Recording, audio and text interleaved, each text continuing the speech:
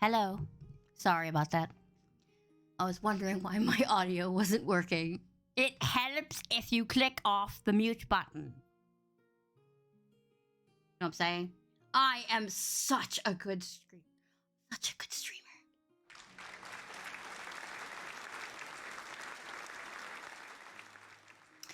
Hello, friends. And welcome to another Pizza Chan podcast. And I have to sneeze. Of course it would be right now. But today we are chatting about books. One of the greatest escapes in our normal folk life. You can be anywhere, you can do anything, you can see different perspectives, things you would never normally get to see. So we are talking about books. But I'm not just doing this. I have brought two of my besties to join me today. We have the almighty, all-knowing, witchy mod, Lexi Lou, and the great JenJen, who has never been on our podcast before. So yes. We will bring them on now, and then we will start talking about books because that's what this podcast is about. Ladies, welcome on. Hello. Hello. I was hearing you doubling. I'm sorry. This is the greatest podcast ever. Yes. I have done this before. Really, I've done 43 of these podcasts, and yet I screw every single one of them up somehow. Ma'am, I was the one who couldn't connect my microphone for like 20 minutes, so I'm not going to be judging.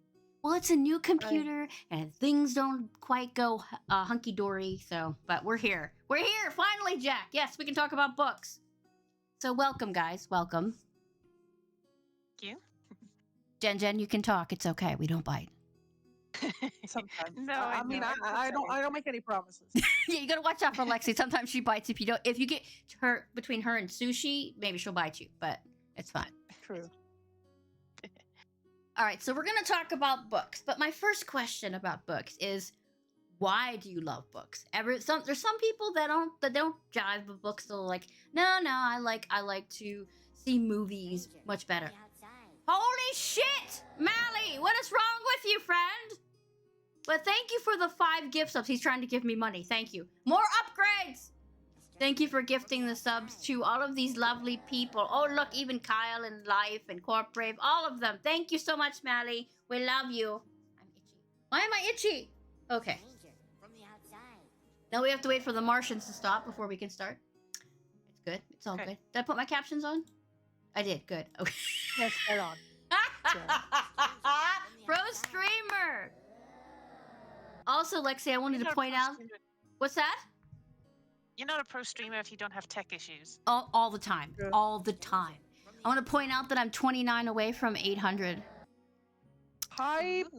So I'm getting closer and closer to that ultimate goal. I don't know what I'm going to do, but it's going to be spectacular.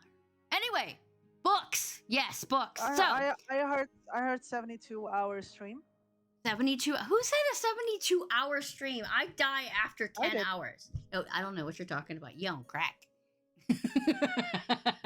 Anyway, so Lexi, What first drawn you to books?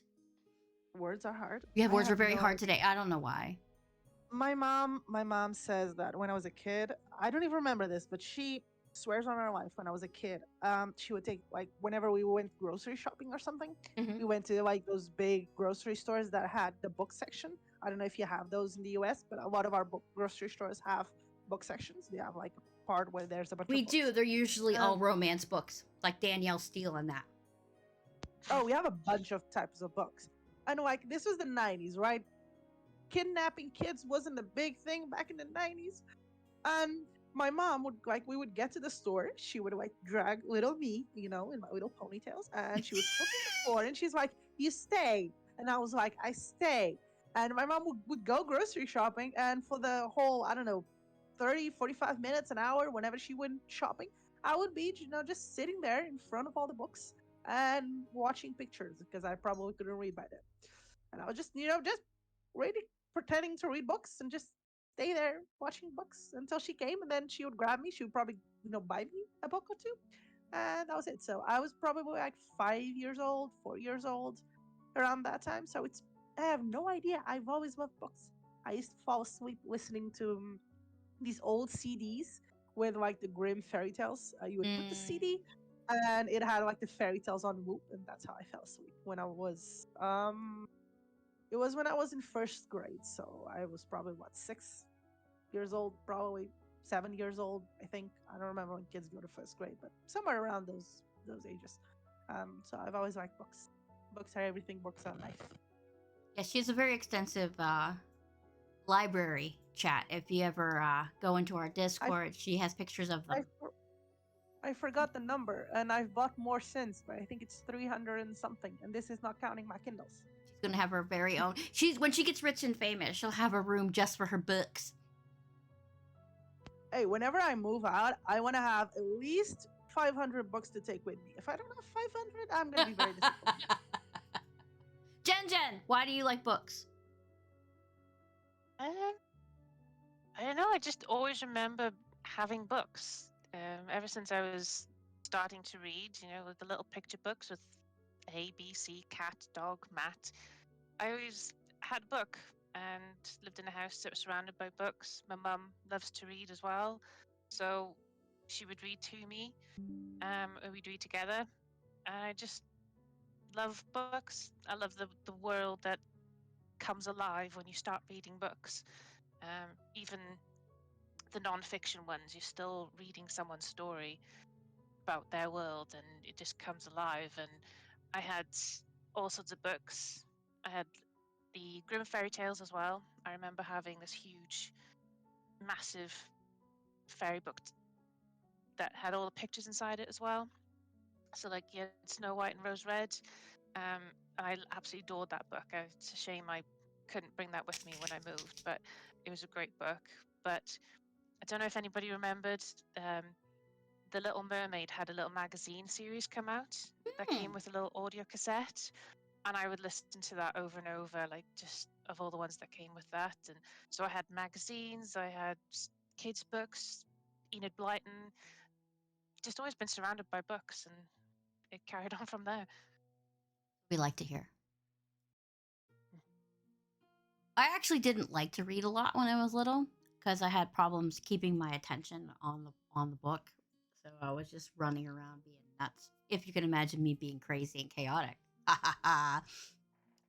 But my mom would take me every weekend. She would take me up to our library, which is actually incidentally right up the hill from me right now. It's like perched up on top of a hill and it's surrounded by trees. It has this cool little walkway, old stone building. Bottom part is the middle part is the library, bottom below that is the bookstore, top part is some kind of war memorial museum, which is kind of cool. But when you walk in, you open the big doors. It's really hollow sounding inside because it's got a big ceiling, big, huge, with like a chandelier thing hanging up there. I used to love going in there with my mom, but I'd always rent or take out the same books. But the one was like, I don't know if you guys have ever heard of it, but it was Ferdinand the Bull was probably my first book that I ever fell in love with. It's like bullfighters or whatever, and they were trying to get this bull to go and be a bull and do the bullfighter thing, but now he just wanted to sit in the field and smell flowers. It was great. It was great. Oh, I remember. I didn't read the book, but I remember there was a small animation from Disney, I think, like a Yes. short Yes, animation. I yes, remember that. it's that story, and then somehow, somewhere along the line, he gets stung by a bee and gets angry and upset, and this bullfights like perfectly, and then they want him to do it, and he goes back to it's like, nah, dude, I don't want to do that. So cute. My mom would read that to me, and then I'd be so happy. And then I discovered R.L. Stein later on and Christopher Pike. Those became my bow. It's like I need to read every book they ever read. Then the horror. I mean, I was already a big horror fan, but it just progressed from there. You know what I mean? It's a great place, Lexi. If you ever come to visit me, I will take you to this library, and you'll get into it like books. It's so amazing. I love it. Yes, Goosebumps, Jack. Just Goosebumps. Yes, all of that Goosebumps. shit. I forgot about Goosebumps. Yeah. Yeah, 80s and 90s children know the R.L. Stein Goosebumps books. And it was like, and the Scholastic book fairs, and when I was in school, it was like you read this many books and you get a pizza party, and it was like ching, cha-ching, give me the pizza for reading. Excuse me. All right, so I'm done with that now. But yeah, that's The person basically. you are today. I am the person I am today. Oh God. Because I like the story about a bull who just sat in the field and was lazy. It's great. Yes, that says a lot about me, doesn't it? All right, so we're gonna do our top 5 books. There are 3 of us here. Who would like to go first? Silence. Where's the? I need a cricket noise. I don't have a cricket noise. What the hell? You need to get a cricket noise. You I don't know. I can go, but I was expecting you to go first since you're the host. You want me to go first? You know which book I'm going to talk Go about, and I first. won't shut up. I don't Go mind. for it. I mean, ma'am, do you want to talk about my favorite book? You know, the one I have like. Is that 6 editions of it? is that the one you're going to go and talk about first? Probably, yeah. I'm gonna go in order. I mean, I could go from 5 to 1. That's true. I could go from like 5 to 1. Let's let JenJen go first. Oh, okay. Oh, I Okay, don't want to panic you, but you are our guest, and No, no, Lexi's been on here 5,000 times, so. And I'm gonna be here 5,000 times starting the end of this month. Yes, ma'am. We're gonna be talking about Greek mythology and weird stuff because we like weird stuff. But A yes, lot of Love weird Greek stuff. mythology. go ahead, JenJen, whenever Okay, you're well, I'll go ready. first then. All right, then. The first book I'm going to talk about is by a local author to me. Her name is Gemma Perfect, and she wrote a thriller book called Bloody Justice. And I first started reading her books. She did a young adult fantasy book at first. Absolutely loved it, and then when she gave me Bloody Justice to read, I was absolutely amazed at how she can change from fantasy to something completely different. Bloody Justice is a story about a woman who seeks revenge against her criminal employer, who essentially is like a mafia boss in the area. Mafia Um, stories are great. Oh yeah, so good, but it's definitely not for children. I would like to point that out because it does get a bit gruesome at sometimes. But I absolutely loved it to bits. It is a series, and I've just got the second book to read, so I'm so excited to read that. Um, I don't really know how much to say without giving away the whole plot, but How many books are in the series? I think that it's a trilogy, so there's three 3? books Just in the 3? series. All right. Yeah. All right. So it sounds So- good. It sounds more your thriller type of book. Definitely. I mean, you start off reading about this young woman who wakes up with amnesia. She doesn't know where she is, what happened. The only clue she's got must be the is new a guy. duffel bag with some weapons, a gun, a knife, a stack full of money, and some passports with her face on it, but different names. So that's all she knows. She befriends a farmer and his son. It's set in Wales, which is where we are, where Gemma lives. And so reading about these places, I'm like, I know where this is. I know where this is. Oh, I've been here. And to incorporate story about a criminal gang, and this woman who then slowly gets back her memory with the help of this kind neighbor and his son, and goes to enact revenge and try to protect the people who she got close to in the organization. Lexi, are you bringing people to my podcast? I am, yes. Well, that was Who's you? good. That was good. Oh, Yes. yeah, Are we? friend. He also has a podcast and a book. He's amazing. Oh, well, I'm not. I don't really think that I'm a podcaster. I think I just like to Man, sit and talk shut to up. people. Hey, don't tell me to Yes, shut you up on my are. own podcast. Yes, I tell you to shut up. I'm a mod. I can do those things. It's true. It's No. very true. I can tell you to shut up when you're being bad about yourself. So I'm going to tell you. I shut know up. because you're also my bestie. So yeah. Accept the love you are given. Oh my god. All right. So, I guess I can go next. I will talk about my favorite book of all time, and I rant about it all the time. I'm always on streams when I'm talking about anything spoopy. It is The Shining, Stephen King's The Shining. It was written about 1977. It was based on his own experience of going to a hotel, and he had a supernatural experience. Write a book about it. So the Overlook was actually based on the Stanley Hotel, which is awesome. It's actually a hotel if you want to go and check it out. Like you can rent rooms there and hang out in the same room Stephen King did. But yes, this story, I'm pretty sure everybody knows the story about The Shining. A guy takes a job, ex-professor takes a job at a hotel as the caretaker for 6 months during the winter season so he can do repairs, upgrades, shovel snow, do all the maintenance work, and he takes his family with him. He's also an aspiring writer, so he's trying to write a book at the same time. A little ad note to it is he is a recovering alcoholic and has abusive tendencies also. So everybody really likes the one with Jack Nicholson because Jack Nicholson can play crazy. However, the Kubrick version of The Shining is kind of veers away. Every writer has their adaptation, especially film directors and ad writers have their adaptations of movies and books. But the actual one with Jack Nicholson veers a lot away from the actual plot. But the mini series that there was is actually closer to it. And I fell in love with this book because it's many subtle layers.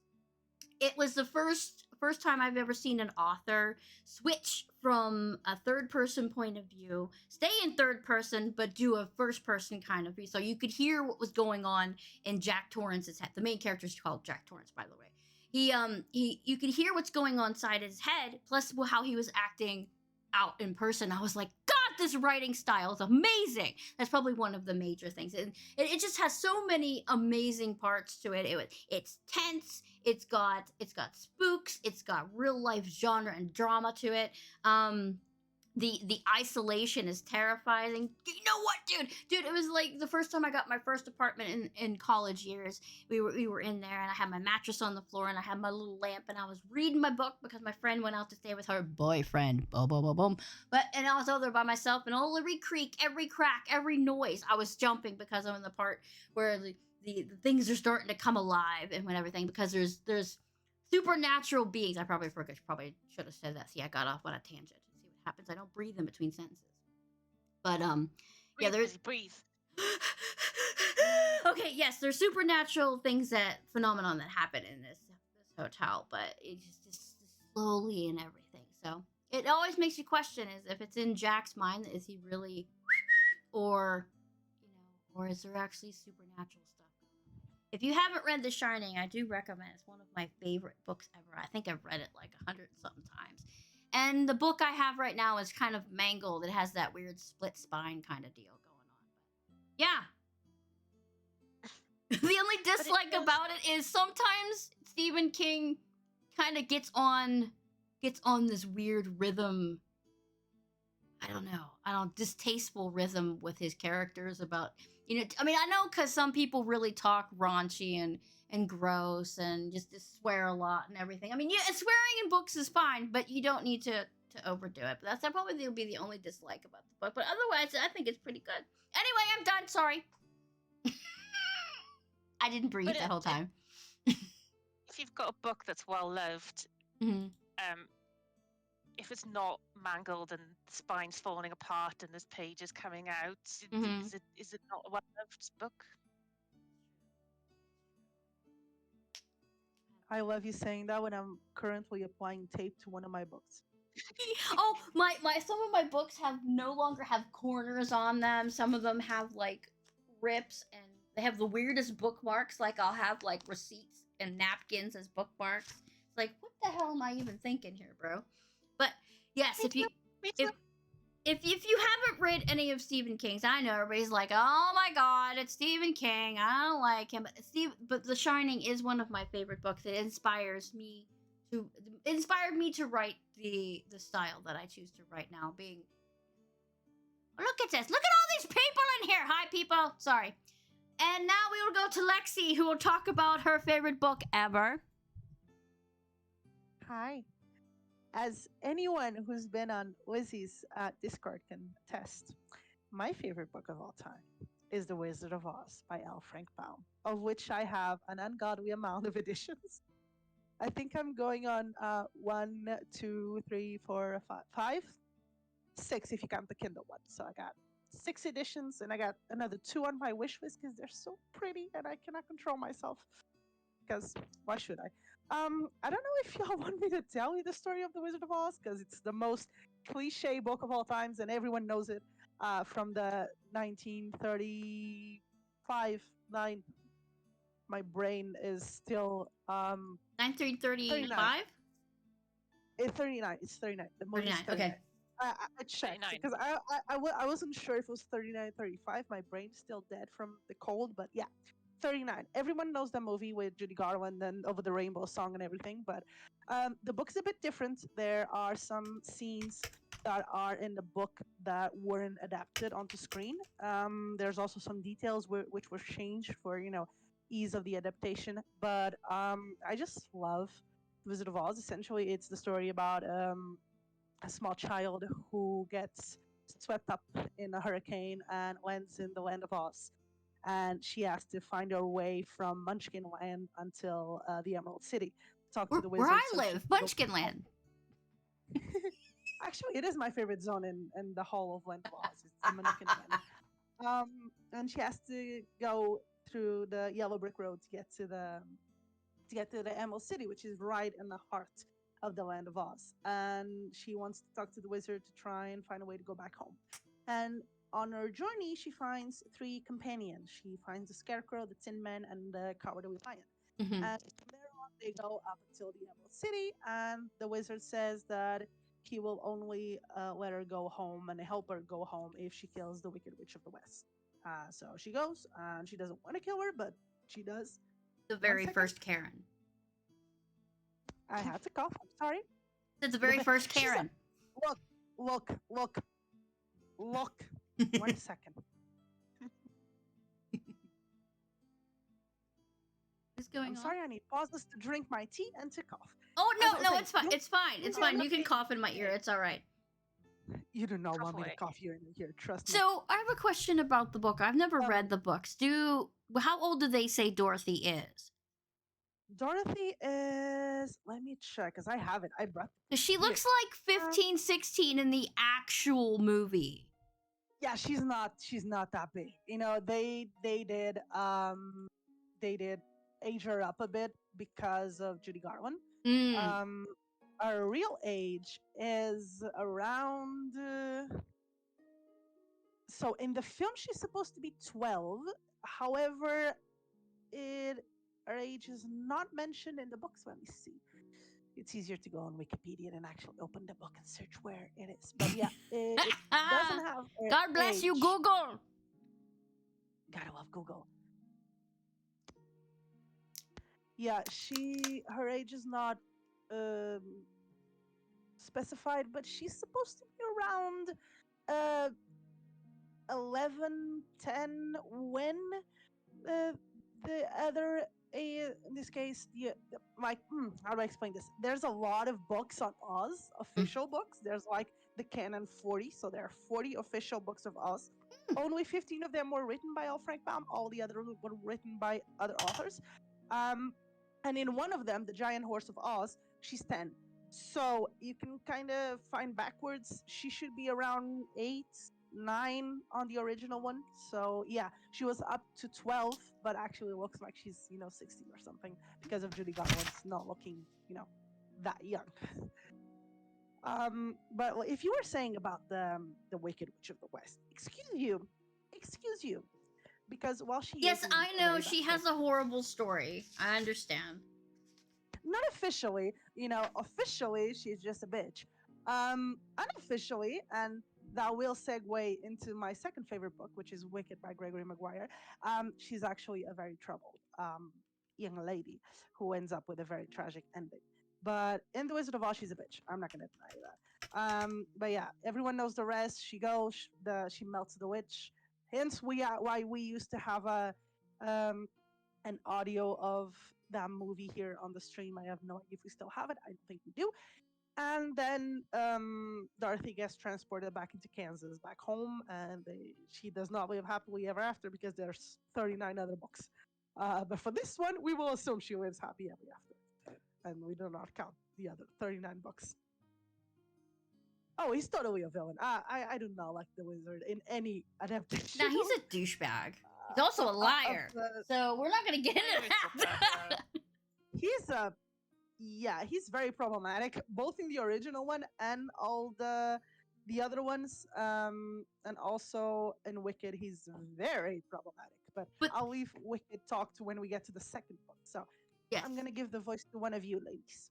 Yeah, so going on with that, if you guys ever read the BTS about the Wizard of Oz movie, I'm surprised any of them were alive afterwards.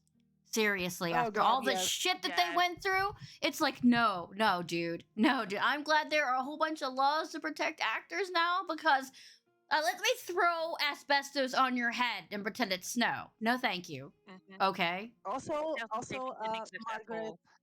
Yeah, Margaret, the actress who played the Wicked Witch of the West, got severe burns from one of the scenes. Yeah, the makeup. The makeup. Yeah, the makeup was also terrible. But she actually got burns because when she's disappearing on the first on the Munchkin one, Munchkin out, she's disappearing. Yeah, she actually got burned in one of those scenes. She went to the hospital for a long time, and they were actually considering changing actresses. But then she was able to get back and carry on. And I remember at some point, me and you had that talk, and I sent you a huge ass list of all the things that happen, and it's just fucking bizarre. We got to do a podcast on that too, on behind the scenes in movies, because that would be epic to do. Because there's a lot of movies out there that you don't know what happens in the background. It's like, hey, this is an epic movie, but this person broke their leg, this person was sick, this person had food poisoning. So we got to do that in the future too, because that's just epic. Oh yeah, not food poisoning or anything, but I mean, just knowing what's going on behind the scenes. I'm not like, you got food poisoning. I'm not that person. I'm just saying. But yeah. But if we do that and we do Lord of the Rings, like I'm your girl on that one because. JenJen, are you inviting yourself to another podcast? Because I'm all for that. Maybe. All right. Who wants to do the second book? JenJen, do you want to go or? Yeah, I would say we could go. Just keep the order. Okay, go on. Yeah, do the thing. Etc. So from here on out, you're gonna now see how much of a fantasy and sci-fi person I am. Nothing wrong with that. The next book I've chosen is by R.R. Hayward. It's called the Extracted Trilogy, and again, I don't read single books. I read whole series of books. This is a 3-book trilogy, and you are. What if time travel was real? That someone actually built a time machine, and the book starts off with a guy lying on the beach, and he's considering life. When all of a sudden there's this big round flash of light, and out of it steps this man who is a son, and he says, "I've made a mistake. I need your help." And then you go from there. But literally, if that's the beginning of the book, you can imagine how the rest of the series is going to go. And it's surrounding 3 characters, all of whom have been made heroes in their timeline. Because of their actions, they didn't survive. Because of the time machine, they are whisked out of their timeline and essentially tasked to save the world, to save the world from an apocalypse. So, and it's so good. It's just so good. You've got a World War II veteran who's extremely good at his job, and you've got a secret agent who was defending, oh, I don't know, some politician in London, and you've got fairly ordinary guy, but his skills of observation and like having that little, when you have like hairs on the back of your neck, or something's going to go wrong and you can kind of see it and time slows down for you. He's one of those. Mm. And yeah, it's so great. You've got the 2 lab technicians who operate the machine. They steal them away from their timeline, and they're stuck in a bunker back in the past, and it goes from there. And they have to then work together and train together, but they're all like, "But you should be dead, but I should be dead. I don't know what I'm doing," Mm. kind of thing. But it's a really good series. I've got it on my Kindle, but I've also got it on audio, so I can go back and listen to it time and time and again. And it's my absolute favorite to go back to, because it's time travel. I don't know if I want to travel back in time, because I don't want things to change. You can just change a little bit of something and then it changes the entire track of your life. It's like, no thanks. I don't want to do that. But yeah, but imagine going back to the dinosaur age and like actually no, I seeing don't want the to be eaten. dinosaurs. I am not going to be underneath a dactyl when it takes a poo, okay? You break your damn neck. No thanks. But I mean, it would be really cool to see that, though. See a T-Rex go Yeah, chomping around with his tiny little arms. Like this big old fierce creature, but it's got these little tiny arms sticking out of its chest. It's like, let's make him look absolutely ridiculous. But he'd look really weird if he had long arms. Little arms. I don't even know what Meet the that's. Robinsons, anyone? Yeah, that's great. Anyway. But you were saying about regular books and audiobooks. I do a lot of audio. I do. Anyway, I do a lot of audiobooks, and it's Lexi's fault because she introduced me to this app called Scribed. And Scribe introduces me to lots of books I can listen to on the bus, so I don't have to listen to people jabber in between my bus rides, which is amazing. So it just expanded my collection. So it's like, oh, audiobook, I'll listen to this. So I'm a nutcase. I'm a nutcase, and it's Lexi's fault. Anyway. But yes, yeah, that sounds like a good series. I wrote it down, and I'm gonna look for it, and we're gonna read that because you recommended it. I'm reading a recommended book right now or not reading it, I'm listening to that Lexi recommended. So. I'm just that off. But yeah, Scribed is amazing. Yes, go get your free months on Scribed with Lexi Lou, because Lexi Lou has read probably 2,000 books. So go get her some free stuff. Anyway, my next book should be no surprise to anyone. I have based, and ever since I came upon the actual Resident Evil game, I became obsessed. So why wouldn't I not have the books? And today we're going to talk about Resident Evil City of the Dead by S.D. Perry. I think she has written all of them up to, I want to say, 5 or 6. Each one is like the games, almost exactly like the games, but with filler added. So she's filling in the empty places that make us fans go, what happens there, and what happens here. So it's really cool, and they added her own little NPC characters in there to kind of pull the weave along. So with the City of the Dead is based on the second Resident Evil with Leon and Claire and Sherry and Ada. you know those. But this is the way that she has it set up. The way the book goes in general, it flows very well with the actual game, and it has almost the exact same dialogue, but has add a flair of her own on the inside because she has created this other character who's like bridging the gap between them, making it mysterious, like between Ada and Leon. And so it's like, how are they getting their information besides going, haha, like Bob? So no, it has this other character that winds all of them together. It's very well written. I do recommend reading it. I've read it like almost as much as I've read The Shining, but not quite. But I have it right in front of me if you can hear it. The edges are all torn. The corners are that gold color now. It's no longer paper colored.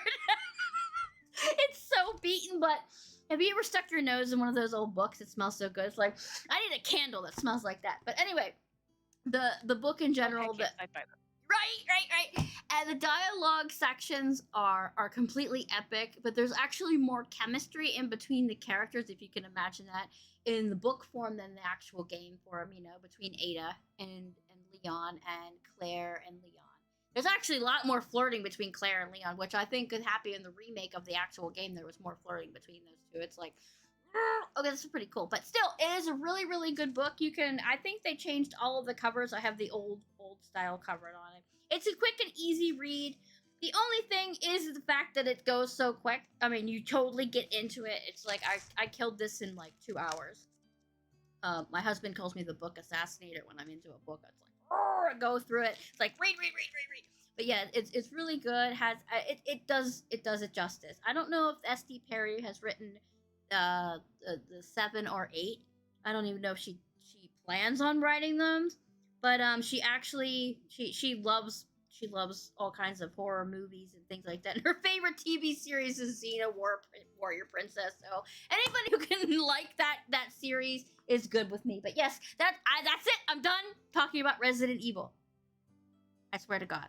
But yes, so if you haven't read the Resident Evil City of the Dead or the SD Perry series, go read it because it's excellent. Much better than any weird adaptation that Netflix has pulled out of their butt.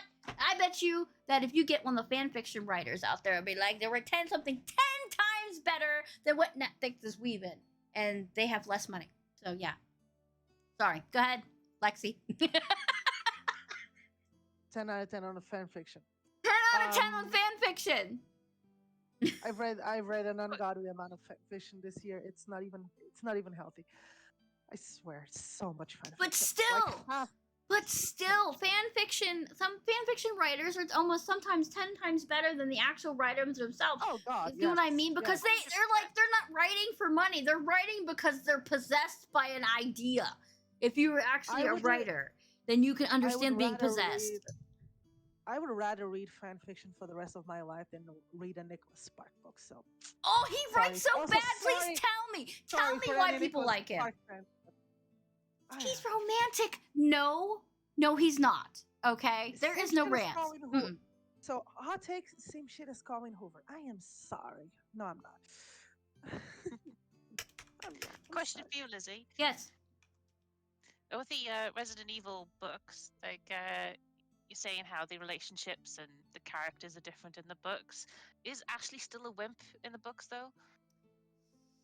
No, no, she's not the way she is in the video game, which is probably, it's really, really good that in the remake that they upgraded her to be scared but develop. I mean, it's okay. Of course, you'd be scared in that situation. Maniacs running around, their heads splitting and tentacles coming out. Of course, you'd be peeing your pants, and they'd be like, she's evolving though. With Leon there to protect her, she's leaning on him, but learning from him to be brave and protecting herself. But that's the way she is in the book. She's not like the Leon, help! No, it's not like that. It's good. You 100% need to read it. It's so good. It's so good. Making a note as we speak. Trust me, it's good. Resident Evil. At the I end, have all the Resident Evil games as well, by the way, Lizzie. I hope you're proud of me. I love it. That's what I love to hear. I love it. Lexi is not into the spoopy games, but she supports my obsession, which is more than I need. I do, and I'm not gonna lie. I've seen you play Resident Evil so many times. I know the fucking opening already. I know the entire plot. I know the entire plot. The other day, Javi was showing me a video, and I'm like, "Oh yeah, that's from Resident Evil." And he was like, "How the do you know that? You never play that game." And I'm like, "Nope, but I've seen Wizzy play it enough, so I know." It was so funny. It was amazing. It is such a. I don't know. I've been obsessed with zombies since I was young. Like 5 year old, no lie. My two favorite movies was Dawn of the Dead and Aliens. Everybody Dawn of went the Dead. quiet. It's like, excuse me?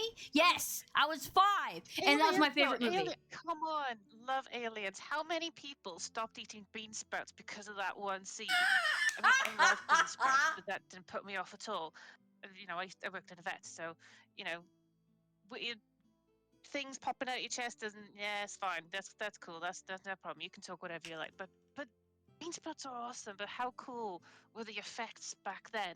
Right. And the fact that nobody knew that John Hurt that was going to happen to John Hurt. So all No, the screams no, were real. it's why they were screaming and yelling, going, "What the fuck?"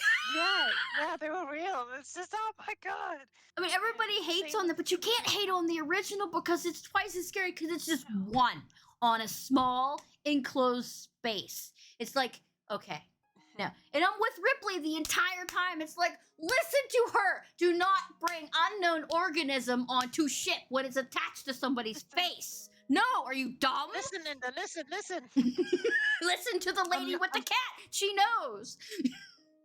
I'm not gonna lie, this pandemic, the panini Mhm. really helped me understand most of the zombie movie plots. Because every time I used to, watch dystopian, apocalyptic zombie, I was like, "Pff, people can't be that dumb." And Yes. then COVID came, and I'm like, Yes, people can't they be are. that dumb. People And will fun complain fact, about having to wash their fucking hands. So yes, people can be. Yeah, it Exactly, brings you cover out to your the. mouth when you sneeze. Yeah, it brings you to the point. Like, what? You guys don't wash your hands? Question Right? mark. But why not? Why not? Right? Like, what the fuck? You don't wash your hands. Wash your hands, please. I was actually watching Rise of the Planet of the Apes the other night with Nice. my mom, and we were like, "Does this look familiar to you?" The fact that he sneezed all over his notebook, and then he sneezed all over the other guy, and then the other guy's like, "Achoo, achoo!" Like, cover your mouth, for God's sake. You gotta say cover your mouth. It's disgusting. But yeah, zombie apocalypse. If it happened, we'd be screwed because Mm-mm. No, we wouldn't. We'd be fine. Like our pool of knowledge with all the books that we read and the video games we play, we'll be fine. We We'll just be need fine. to have a plan. Oh, We'll be fine. Hmm. I'll be dead in the first 10 minutes, but yeah. Yeah, me too, because I can't run very far. Same. I'm fat. You think I'm running anywhere? Fuck that. Hell no.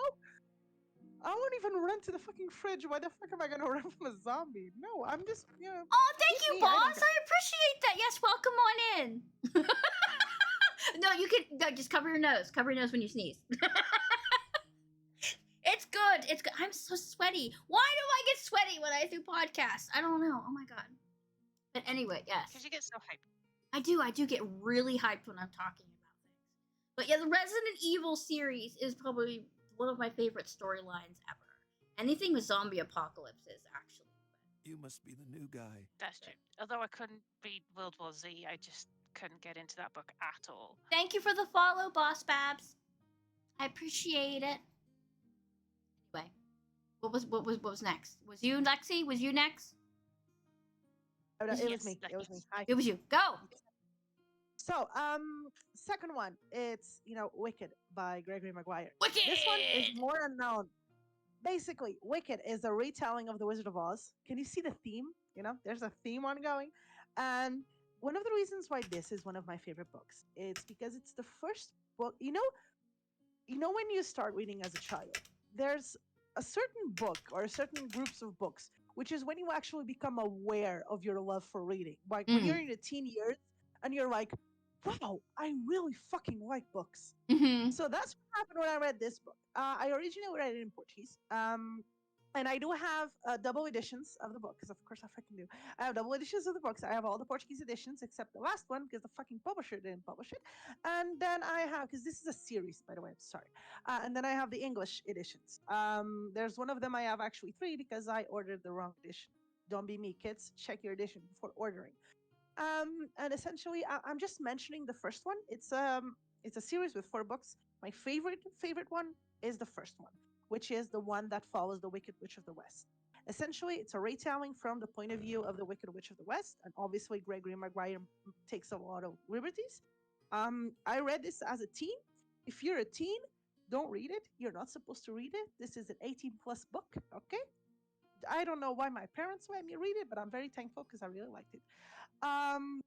So essentially, it's the retelling is amazing because it's like a mirror. It's like Gregory Maguire grabs a mirror, puts it in front of our society, and turns it and grabs everything wrong with it and puts it in Oz. So Oz is not like the movie or the original book. It's not like fairy tale. It's a horrible place to live.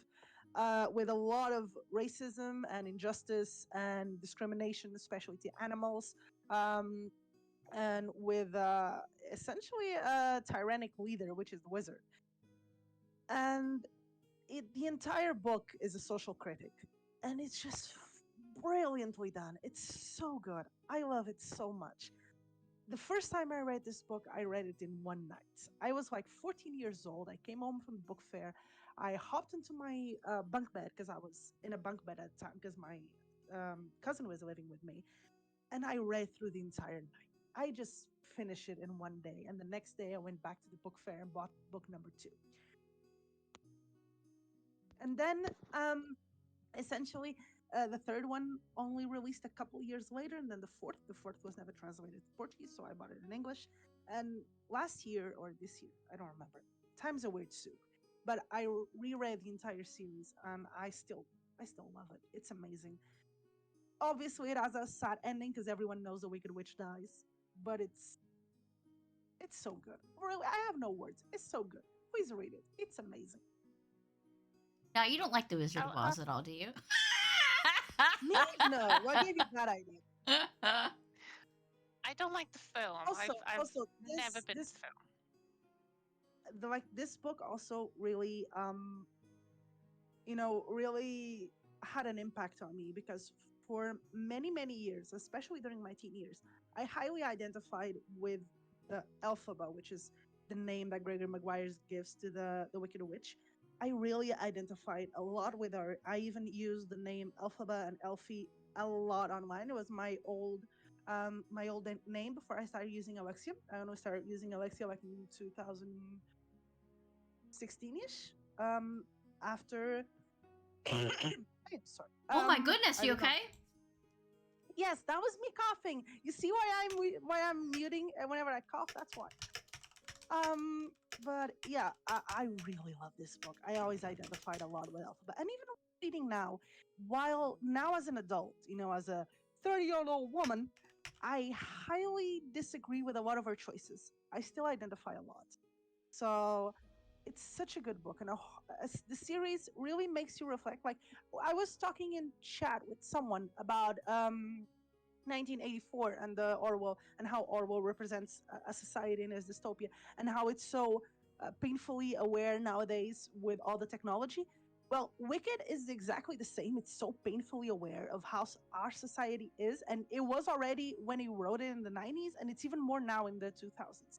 And when I read it as a teen, it was already um, very poignant, and I still agree it is, and that's why I recommend it because it's amazing, and I love it, and I read it like once a year probably or more, and I usually read it in like 1 or 2 days, even though it has 300 and no 400 and something pages.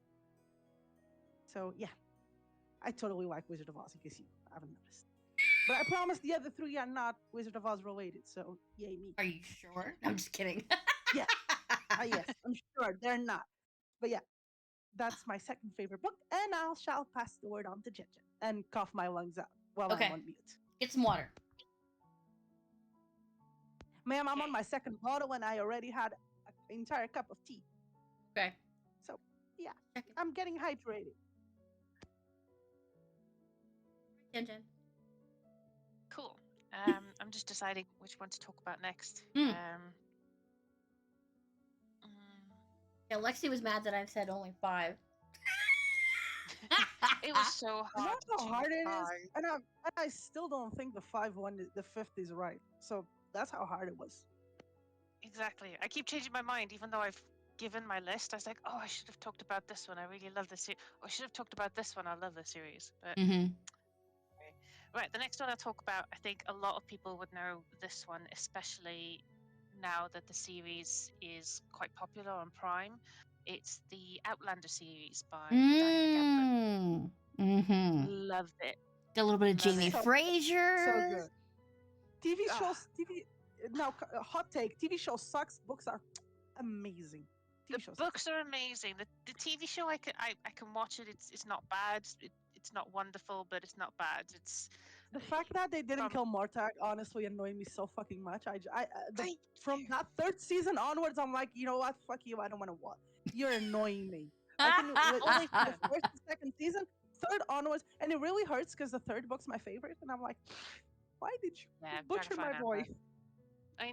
I know, but literally all they've done though is because Murta was in the series was so well loved. All they've done is replaced Murta with not Murta, Duncan Inns with Murta instead. So they've just like taken away a whole character from the books and put Murta in there instead. I'm like, yeah, but it, it, yeah, okay, fine. So the books are Yeah. way better. The series is okay. You know, I'm happy to watch it, especially for Jamie Fraser because he's absolutely gorgeous. Yes. So hot. So hot. I think that's the only reason I'm watching it, and also because for the first two series as well, Toby Tobias Menzies, lovely, absolutely nailed Jack Black in my opinion. But Mm. other than Amazing. that, Yeah. absolutely great. But yeah, the books are amazing. I love the books. We've read the first one. And again, it's one of those that I just get hooked into. And uh, at the time that I started reading it, I think she had only written the first four. So we kind of ended on. Where did we end on? I remember reading up until Bree, the daughter, sort of went back. So I'm for sorry, my anybody who husband's hasn't read eating a it, cake right spoilers. now. He's like eating a cake next to me and it's making me angry. Go ahead. I'm sorry. Take some of the cake. The last bit I remember reading back then at the time was when Bree went back in time to present time with her children, and I thought I really want to know what happens more. I need to know what else happens, and then when I heard that Diana was writing more books, I was like, yes, can carry on with the story of Jamie and Claire. But an absolutely lovely story. Time travel, love in two different time zones. Again, time travel. I'm finding a theme here. Um, I'm sniffing that out too. it's really good. It's quite a long, in-depth series, but if you read the first four at the very least, you'll definitely get hooked. I mean, it's I read them Scotland. all. Hills. The only ones I'm missing are the last two. The Written My Heart's Blood. I have it, but I haven't read it. And the Go Tell the Bees That I'm Gone. I don't have that one. That one was released I've got 2 years those. ago. Not a old. We've got the Written Heart's Blood, and I think we've just recently got the Go Tell the Bees as well. I'm sure we've got all of them on in hardback, not hardback, but in paperback I'm I'm somewhere in the I'm house. I'm missing some of mine because I read them all on Kindle and then I started buying them, but it was at the time that I left my ex's house, so I stopped because I was moving, and then I ended up not picking back again. I know I have Outlander. I have uh, which one's that? An Echo in the Bone, I think, and then that's A Breath of Snow and Ashes, and that one's Written My Own Art's Blood. Yeah. So I You have also the got the last Fiery three. Pulse as well. I And you don't got have that one yet. I'm missing Dragonfly and Amber, Voyager, Drums of Autumn, Fire Cross, and the Go Tell the Beast That I'm Gone. I'm missing all of those. I've read them, not the last one, but I've read them all. But I don't have them in physical format. I gotta buy them. yeah. They're No, amazing that's though. cool. 10 out of 10 series. It's a really good series. I think again, I stopped reading the series altogether after Fiery Cross. Started reading Written in Heart's Blood, and then kind of, I don't know, life happened and I stopped reading it, so I'll have to go back through them again. But again, it's Yeah, another I series have that them I on need my to go back. reread too. These two.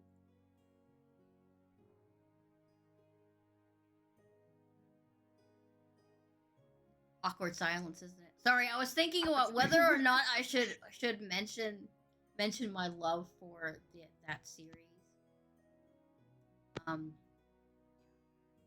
Do it. I mean, no, I got hooked on The Prime. the It's actual a really series. good series.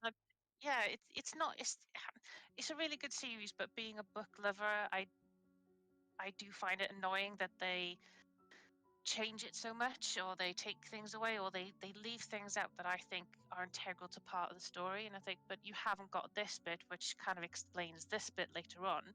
Mhm. So it is a good series. I mean, I'm enjoying watching it. I need to watch it again, but yeah. Yeah, so it's the same thing with The Shining, because in The Shining there's a part. If you've watched the movie, they have the part with the hedge maze. But in the book, that they don't have a hedge maze. It's a topiary. Gigantic hedge animals that come alive and try to eat the kid. So it's like, whoa, why didn't they leave that in? That would have been more trippier than the hedge maze. But it's like, why? Cupid salute. But yeah, why would you do that? Why would you take something so freaky and pick it out? But anyway, yeah. Writers and movie directors need to get along. Probably budget at the time, and also not having CGI or as good CGI to do that, perhaps. Maybe it was filmed a long time. Well, not long time ago. It Dactyls were flying around. All right. So I guess it's back to me again. My third one, I don't think these need to be in a specific order except The Shining because it needs to go first. But this one is rather a new series that I found when I discovered Scribed. It's the Mystery Llama series. It's actually there's 7 books in total, and it's a mystery romance kind of thriller series with a little bit of comedy thrown in there. But this girl is an aspiring actor, but they canceled her shows. So she also just found out that her grandmother had passed away and not only left her house, but her pub. So she went to go and visit them, and she discovers that she not only got that, she got the pub with a very hot manager and a llama. She also got a llama in with the mix. So she solves murders with her llama and her manager. But the series is very cute. It's very funny. The relationships in between are a little bit. That's weird. Okay. What's weird? So she had a llama. Somebody. So, okay, let me give you the backstory on her grandmother. Her grandmother is very hippie, okay? She like smokes, does the pot, does like brownies and stuff. And she had 2 llamas at one time. She had Janis Joplin. I forget the name of the one llama, but she had 2 llamas. She just lived in this very, very small town of Friendship Harbor. And it's just really, really cute. And she was like, I'm going to leave everything to my granddaughter because my own daughter is a pain in the butt.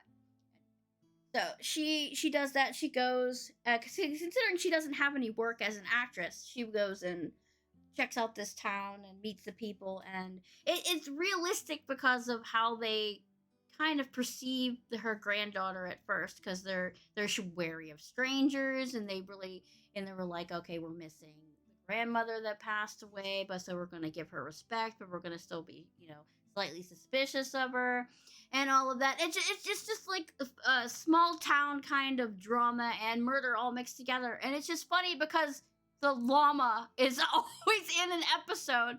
Like, the first book is called Murder Drama with Your Llama. So basically her llama is accused of killing someone. So she tries her best to get him off the hook. She does all the investigating, even though that she has no police experience or whatever, and she gets herself in trouble doing so.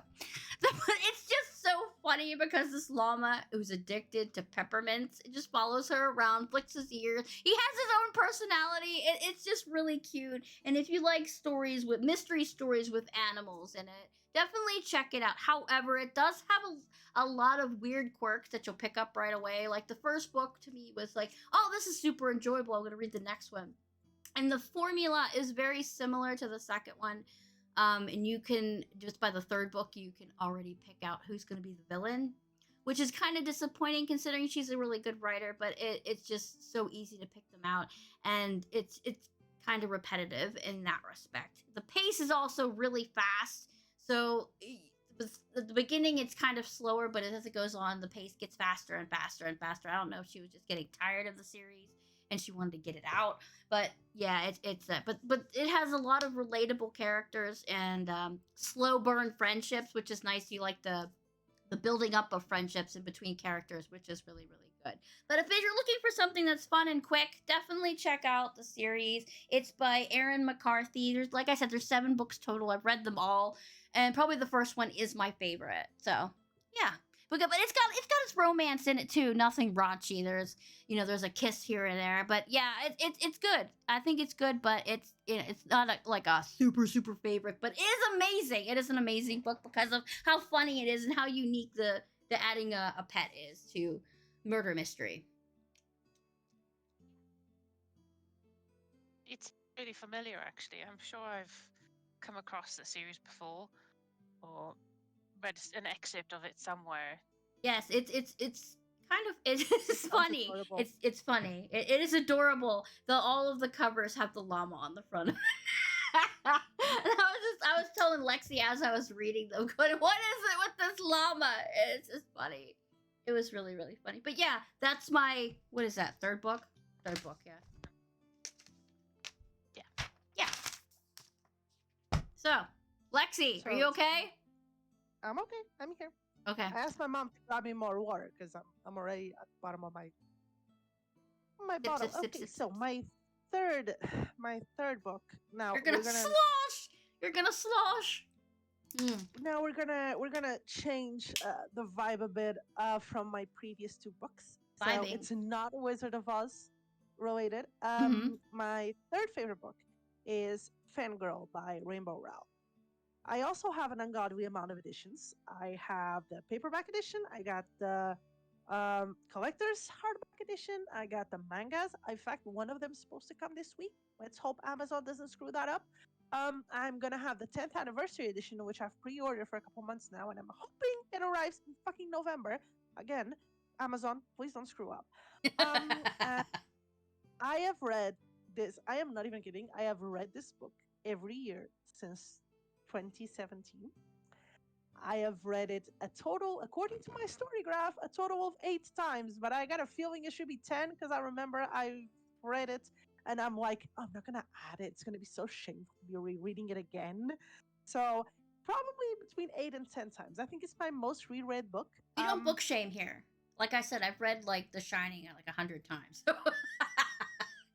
Surprisingly enough, I've read this book more than any other book, probably more than Wicked, because it's so light. Like even though it has more pages than Wicked, it's a YA, like it's a contemporary YA, low stakes kind of book. So obviously, it's much easier to read than Wicked, which is dystopian and dark and amazing, but darker.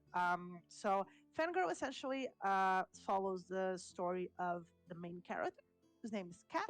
She goes off to college, she and her twin. But while her twin wants to try the entire college experience by cutting off her hair and making friends and go be drunk and fraternities and all of that, Kat wants to stay in her room and write fan fiction about uh, 2 wizards falling in love, which, yes, it is indeed a reference to Draco and Harry Potter shipping in Harry Potter, except I obviously love it. Rainbow Rock cannot use Harry Potter, so she created her own world, which is the world of mages, which actually she does have a series of books for that. It's the Carry On series, and she does follow the romance of the 2 wizards falling in love. But Fangirl essentially is the story of Kath going through the experience of university while wanting to just hide in a room and write fan fiction and ignore the world and read books.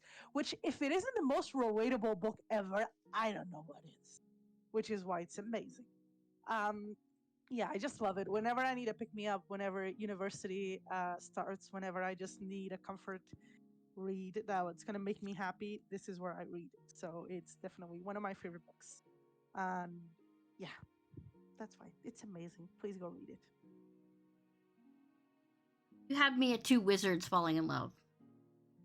It's so good. Like, it's dreary, but it can be dreary because of copyright and also fuck J.K. Rowling. By the way, I don't know if I said that, but fuck J.K. Rowling. In fact, writing dreary fanfic is considered a protest against J.K. Rowling because she says that Draco's a terrible character and she's, a fucking transphobic asshole. So please rewrite Harry Potter in all the fucking gay ways you can because it's going to be amazing. And along with fanfic writers and fuck J.K. Rowling. Just wanted to put that out there just so everybody's aware that I do Yeah, not people support in any just way need J.K. to Rowling. chill. People just need to chill right now. That's all I gotta say. Let people have what they will have and mind your business. That's what we need. No, but We just like, need to mind our fucking business. That's what we need to do. true, but fan fiction is amazing, and It is. You can do yeah, anything you and want with fanfiction. yeah, and like fangirl is really about a girl writing fan fiction and being happy writing fan fiction. Amazing. So yeah, I think you would really like this one. So I recommend it to you too, Lizzie. I think you would love it.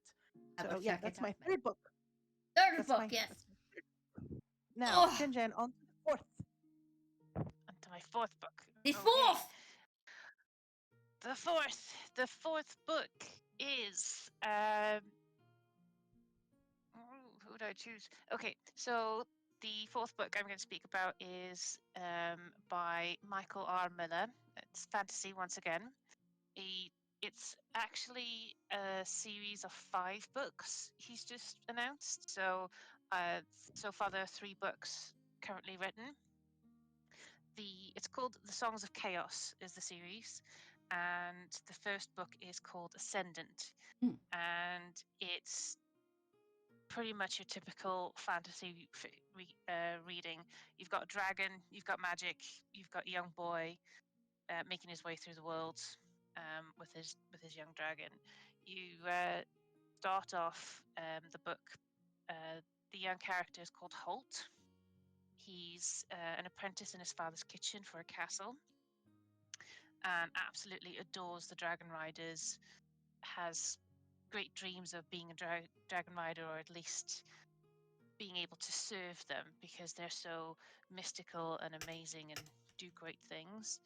And then one day he comes across an egg that is going to be discarded, uh, thrown into the sea because it's damaged. And something inside of Holt says, "You can't let this happen." So he saves the egg, and cliche as it sounds, bada bing, bada boom, you've got a dragon. And it's a story of Holt and his dragon and how they then grow up in a world that's full of evil and just try to save the world with other dragons. But the great thing about Ash, his dragon, is Ash is blind. Hmm. So you've got a blind dragon trying to navigate a world that he doesn't really know anything about. And there's your story. I like it.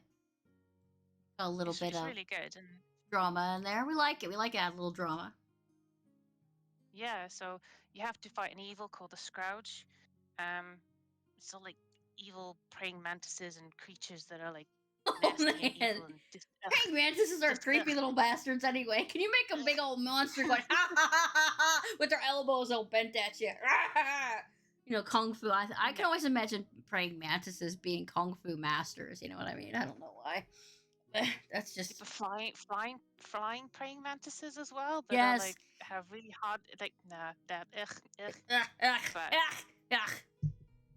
it's really good, and it's lovely to read about not just Holt but the other characters as well, and how they developed and um, creating their bond. And again, as you move on into Unbound, which is the second book, you kind of see a different side of the sort of like the villain side, and how his story then starts to come about and why he's in that position. Um, and I've recently Defiant is the third book, which I was privileged to be a beta reader for.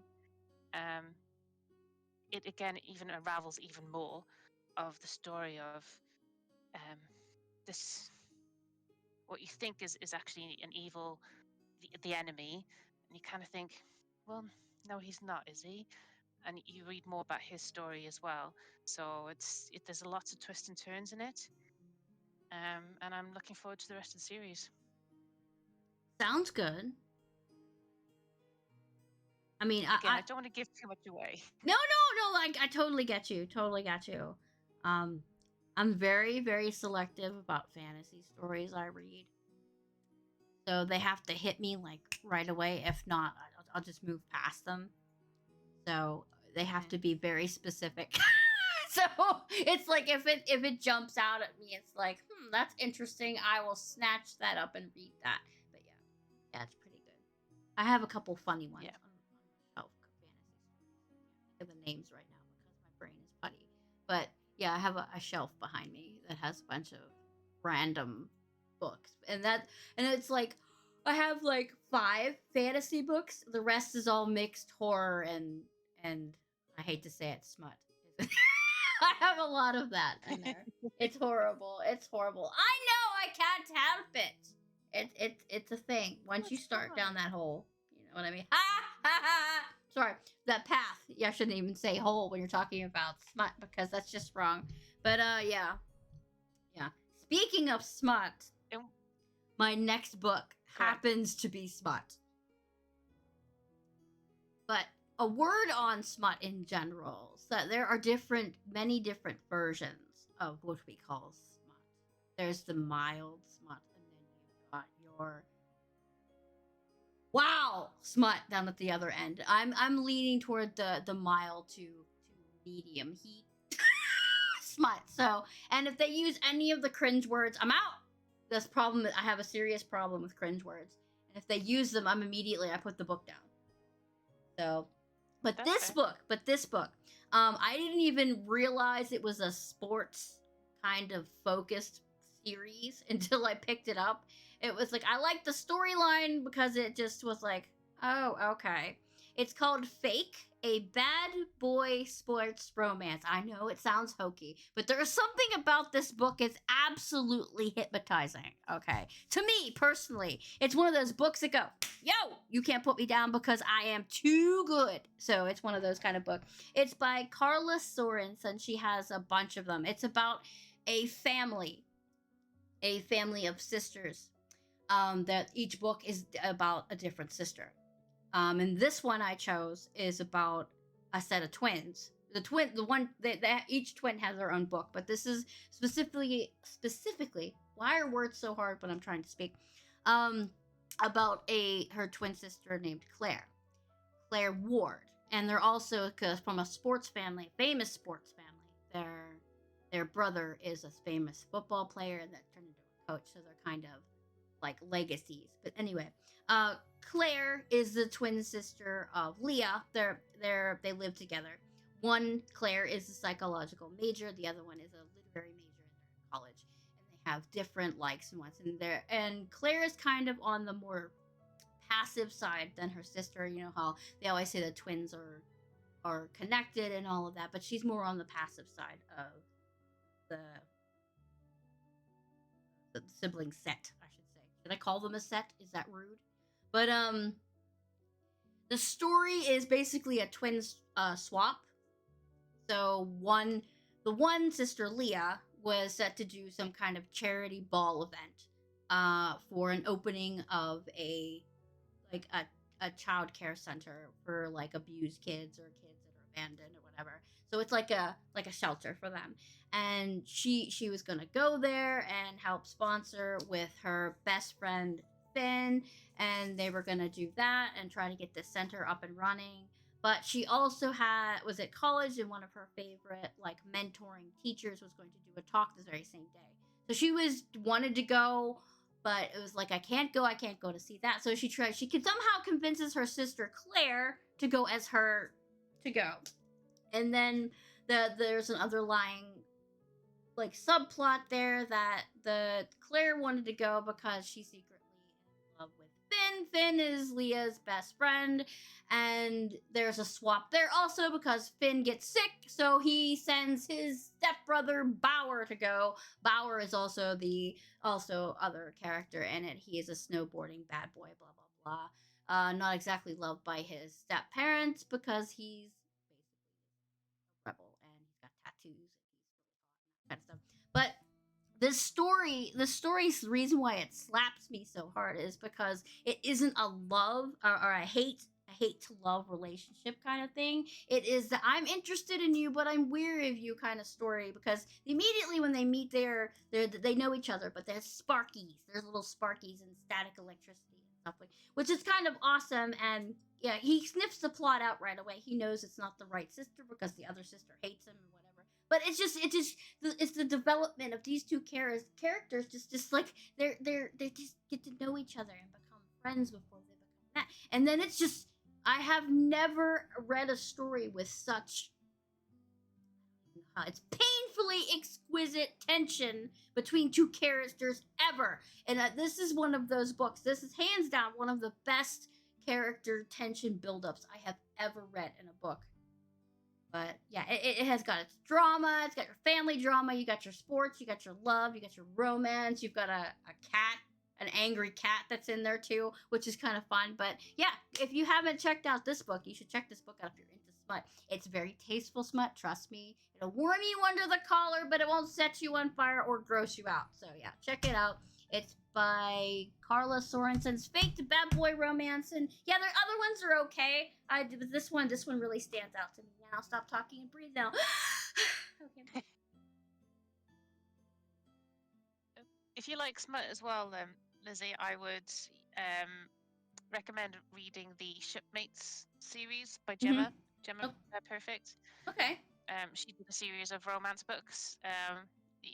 Mild smut. There's not too much hanky panky going on. It's yeah. Again, the hanky panky is okay. It's just that they can't use the words that gross me out. Okay. Exactly. 50 Shades of Grey. You can get out of here. But oh no, man, don't even talk about that trash on this podcast. We're gonna be very upset. Lexi will pour out her hexes, and she'll hex us if we talk about 50 Shades. Okay, we can't talk about that book. We won't.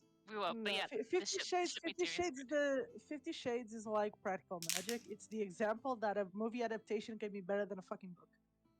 Because the movies are like, oh, that's kind of tasteful. Okay, you're a bit of a psycho, but still tasteful. Mm-hmm. Then you read the book, and you're like, you did what with our tampon? Excuse me, sir? No. No, we don't want to get into what level of depravity are you getting into here? Right? I can't read this book. Ma'am, I like BDSM, and 50 Shades of Grey, and I don't know. That's what it's like a Mormon's wet dream. It's terrible. No offense to Mormons, by the way. I'm just saying because L. James is an actual Mormon. Okay, that's why I'm saying. I'm sorry. Please don't be offended.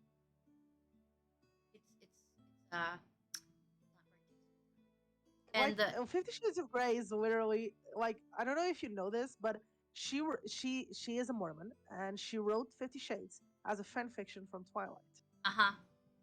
Originally, is a fucking fan fiction, and a bad one. Like so many good fan fictions, they're gonna publish that. I mean, yes, because we have a lot of horny housewives. Okay, this is why we've got the thirst on tap here. We need to talk about these things, and it's just like I really don't like the vibe that he's coming off because he's just a creeper, and I don't like it. Please go away. I don't like him. I don't like his character or anything about his character. Okay, it's so bad. Anyway.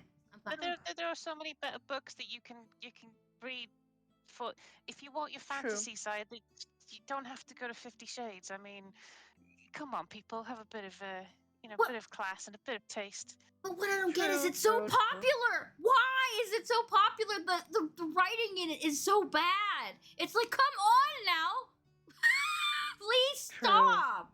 Please stop. Okay, I'm done. Don't get me started on that hunk of junk, because I will get heated up in here. Hey, JenJen, you have a fan over Yeah. here. I It- do. Hi, Mo. But still, yes. But I mean, this book, the book that I was talking about, fake. Now Fake. that is. I was listening to it on the bus, and they were getting to that tense part. And I'm sitting here going, "Oh my god, would you just do the thing? Oh my god, you're killing me! You can cut this with a chainsaw. Win. It's like yes. This is. I love it. And then her other books are so sadly disappointing compared to this one. Oh my god, I love this character. I love them so much together. It's so good. I'm sorry. Don't get me started. Anyway, next It's books. added to the list. Get me to shut up. Go.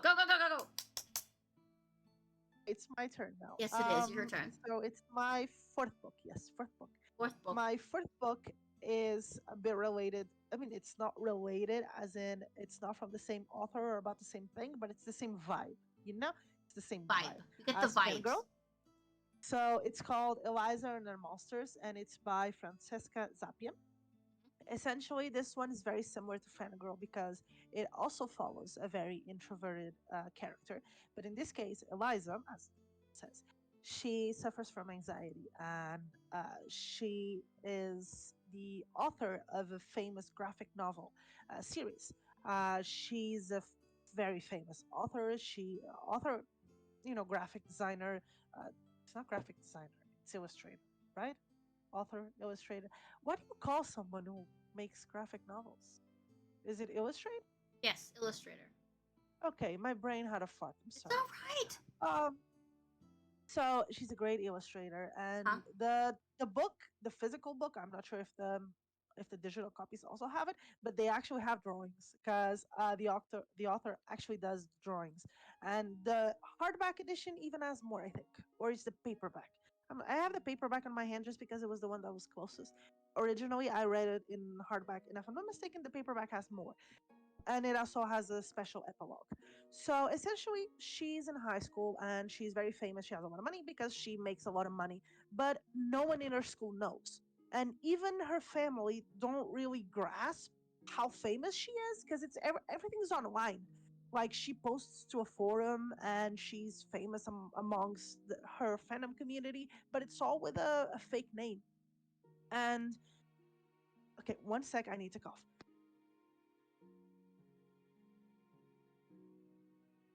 Thank you. So, no one knows she's famous besides her and her best friends, which are online.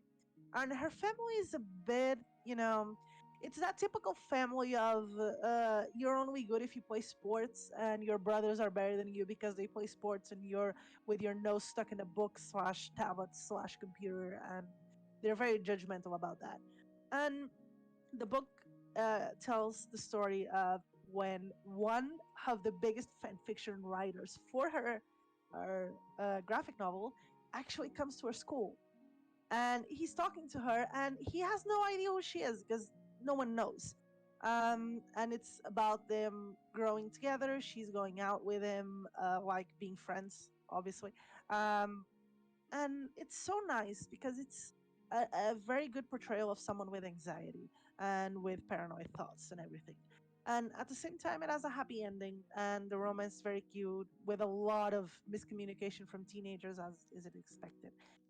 And essentially, the story follows her getting accidentally doxxed because her parents think it's genius to just say, "Oh, my daughter writes this tiny series online. It's so cute." And, she's actually famous. So her world basically implodes, and everyone in school is like, "Oh my God, you're famous." And the dude is like, "What do you mean you actually wrote the series that I do fan fiction about and you never told me?" And they were getting close. So it's all that drama. But it has a happy ending and it's so cute. And I've read it a lot of times. It's another one of my comfort readings together with Fangirl. And I highly recommend it because it's very cute and it's teenage and it's YA and it's contemporary and low stakes. And it also has very good representation about mental health. And that's it. That's my fourth book.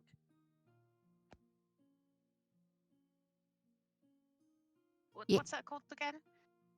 It's Eliza and Her Monsters by Francesca Zappia. It's Yeah, I'll just really add really in that to the nice. list.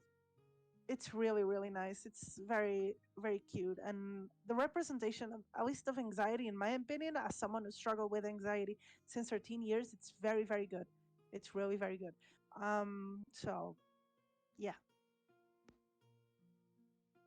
Lovely. And not a lot of It's me next, isn't it? authors actually pop out the more accurate descriptions of chronic disorders like anxiety or alcoholism. True. So if Actually, both Rainbow Rowell and Fangirl and Francesca Zappia in Eliza and Monsters do really good representation of anxiety. I really like it, and it's probably one of the reasons why they're two of my favorite books, because I really identify with both characters, right, especially when it comes to their anxiety struggles and their introverted nature and not wanting to talk. And this one, Eliza and Hermosa, it's even more nice because it shows the importance of online friendships, which even though her parents don't really support, they really help her, and they, kind of save her from a lot of stuff, and they hold her fandom world together and everything. And it's so nice. It's like it says on the back, a fervent celebration of online fandom, and it's a really good description, because it's reading about an important fandom and its creator and how she's just a regular teen and her struggles. It's so nice. I really recommend it. Definitely look into that one. It sounds interesting. Yeah. So that's my fourth book, and on to JenJen for her fifth. Cool. So my top number one book that I will go back were to you going over backwards? and over I and think over she again. was the only one going backwards. She's like, I'm gonna leave my I best wasn't one for last. Well, yeah, I was going to leave the best one for last. I didn't go quite backwards. I kind of mixed it up a little bit. But this is my all-time 100% favorite book. If you ask me, you've got 3 seconds to tell me what your favorite book is. Boom, this is it. So, again, it's a fantasy book, um, and it's about dragons. Dragons. I like No, it. this is my favorite. I started reading this back in college, so we're talking quite a long time ago now. But it's the whole entire series is called The Realm of the Elderlings, and you start off with the Farseer trilogy, and it's by Robin Hobb, and you start off with what I call the main character in the whole series. He's called Fitzchivalry. He is born out of wedlock. He's actually, can I say it on Twitch? He's a bastard. His dad is a prince who had hanky panky with his mother, who was a lowly servant. I'm sorry. And I love that you said he hanky gets panky. taken. Sorry, Hanky go ahead, panky. What go else ahead. can I I say? I'm love sorry. Go I ahead. love I I love love you, whenever she JenJen. says hanky panky. It reminds me of Heartstopper, because there's a whole scene in Heartstopper where the father is like, "There will be no hanky panky in this house," and then the sister's like, "Please don't say hanky panky." And whenever JenJen says it, just reminds me of that. It's She's hilarious. I so love cute. it. I'm sorry. I didn't mean to interrupt. Go ahead. I'm sorry. What else can? Well, yeah. Well, well, what do you want me to say? They fornicate instead? Is that That's better? even better. No. Hanky panky. We'll leave it at that. Hanky panky. Yeah, it's It's better. good. It's good. And he is taken by his mother's father, so his grandfather, to, to yes, that, yeah. He gets chap. He gets taken to essentially he gets taken to the person that he's named after, his father, Chivalry. Taken to the castle and say, he's yours now. I don't want to have anything to do with him. You carry on. And you then sort of read along his life and him growing up in the castle, meeting all the different characters that then evolve into this huge series. And I just love it so much because you've got this poor child who's grown up with his mum and having a free life, and all of a sudden you're thrown into court and you're essentially now a servant of the king, who is also your grandfather. So it's kind of, wow, this is really weird. The first book is called Assassin's Apprentice. Mm. So essentially, Fitz is now going to be an assassin, and you then unravel a huge web of this whole royal family, and Fitz becoming an assassin and learning how to kill, and learning a lot about himself as well.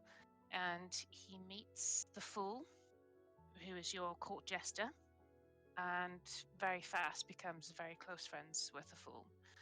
But the Fool is not what he seems, and you learn that as you go along, that the Fool is actually more like a prophet, a seer. And not only do you have that, but in these books, Fitz is what they call witted. And in the books, being witted is actually a nasty thing. It's a thing that you don't want to have. It's a shameful thing. Mm. But I think it's really cool because you get to talk to animals. Yeah, So I'd rather have a Fitz- conversation with my rat than most people. So Exactly, I'd be all exactly. about that, dude. All about that. So you get a bond. He gets a bond. His first bond is with a little puppy in the stables. But his second bond and his lifelong bond is with a wolf called Night Eyes. Oh, I And love it. you know, Lizzie, you're gonna enjoy it so much. It's lovely. But the first trilogy is about Fitz helping Verity, who is actually second in line. So Mm. Chivalry, his father, was first in line, but now Verity is second in line, and then you've got the third brother called Regal. And Regal's not a very nice brother, dare we say. Tries to take over the throne. So the first book is very much Fitz learning how to be an assassin and working for the court and his family, and also trying to stop Regal from taking the throne. And interweaved into that, you get the dragons. So Verity goes off on a quest to find these dragons, but doesn't come back. So what does Fitz do? He goes off to find Verity, and that's like the very beginning of it. And then it moves on then into the rest of all the books. There's how many is there? 1, 2, 3, 4, 5. There's 5 series in all. Love it. The Farseer trilogy is the first one. Mhm. If you want to read it in like time chronological order, you read the Farseer first, then you read the Live Ship series, where the ships come to life.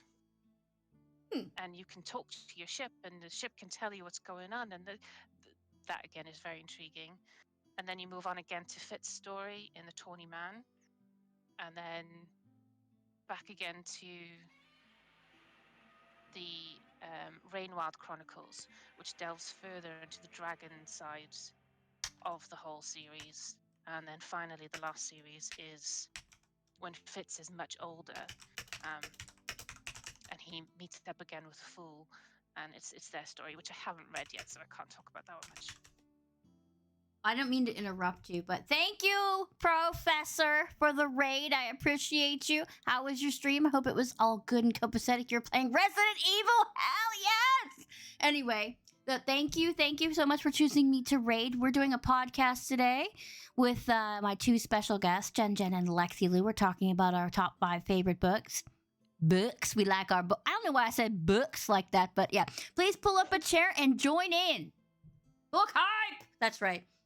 But I was going to say about fantasy books in general, they amaze me. Absolutely amaze me. Because you are not only making fantasy characters like elves, dwarves, orcs, like demons, angels, all kinds of creepy vampires, werewolves. You're doing that, but you're creating, if you're going way out there, you're creating your own sort of magic ecosystem, hierarchy. Oh my god, 2 raids in a row! Wheeze! Bro, you beautiful bastard. Reasons Thank you so indeed. much. Welcome, welcome, welcome. Welcome, guys. We're doing Ooh, a podcast Subnautica's so today. good. What's that? Subnautica. Rose playing Subnautica. Yes, Subnautica. Rose playing Subnautica. He's battling the, what is it called, a Leviathan right now? I think so. Oh, Vic, God, I think so. look at all these beautiful people. Oh my God, Tabby and Vic, love you guys, love you. We're talking about books. Come on in, pull up a Yes. chair. Anyway, I was talking about fantasy books.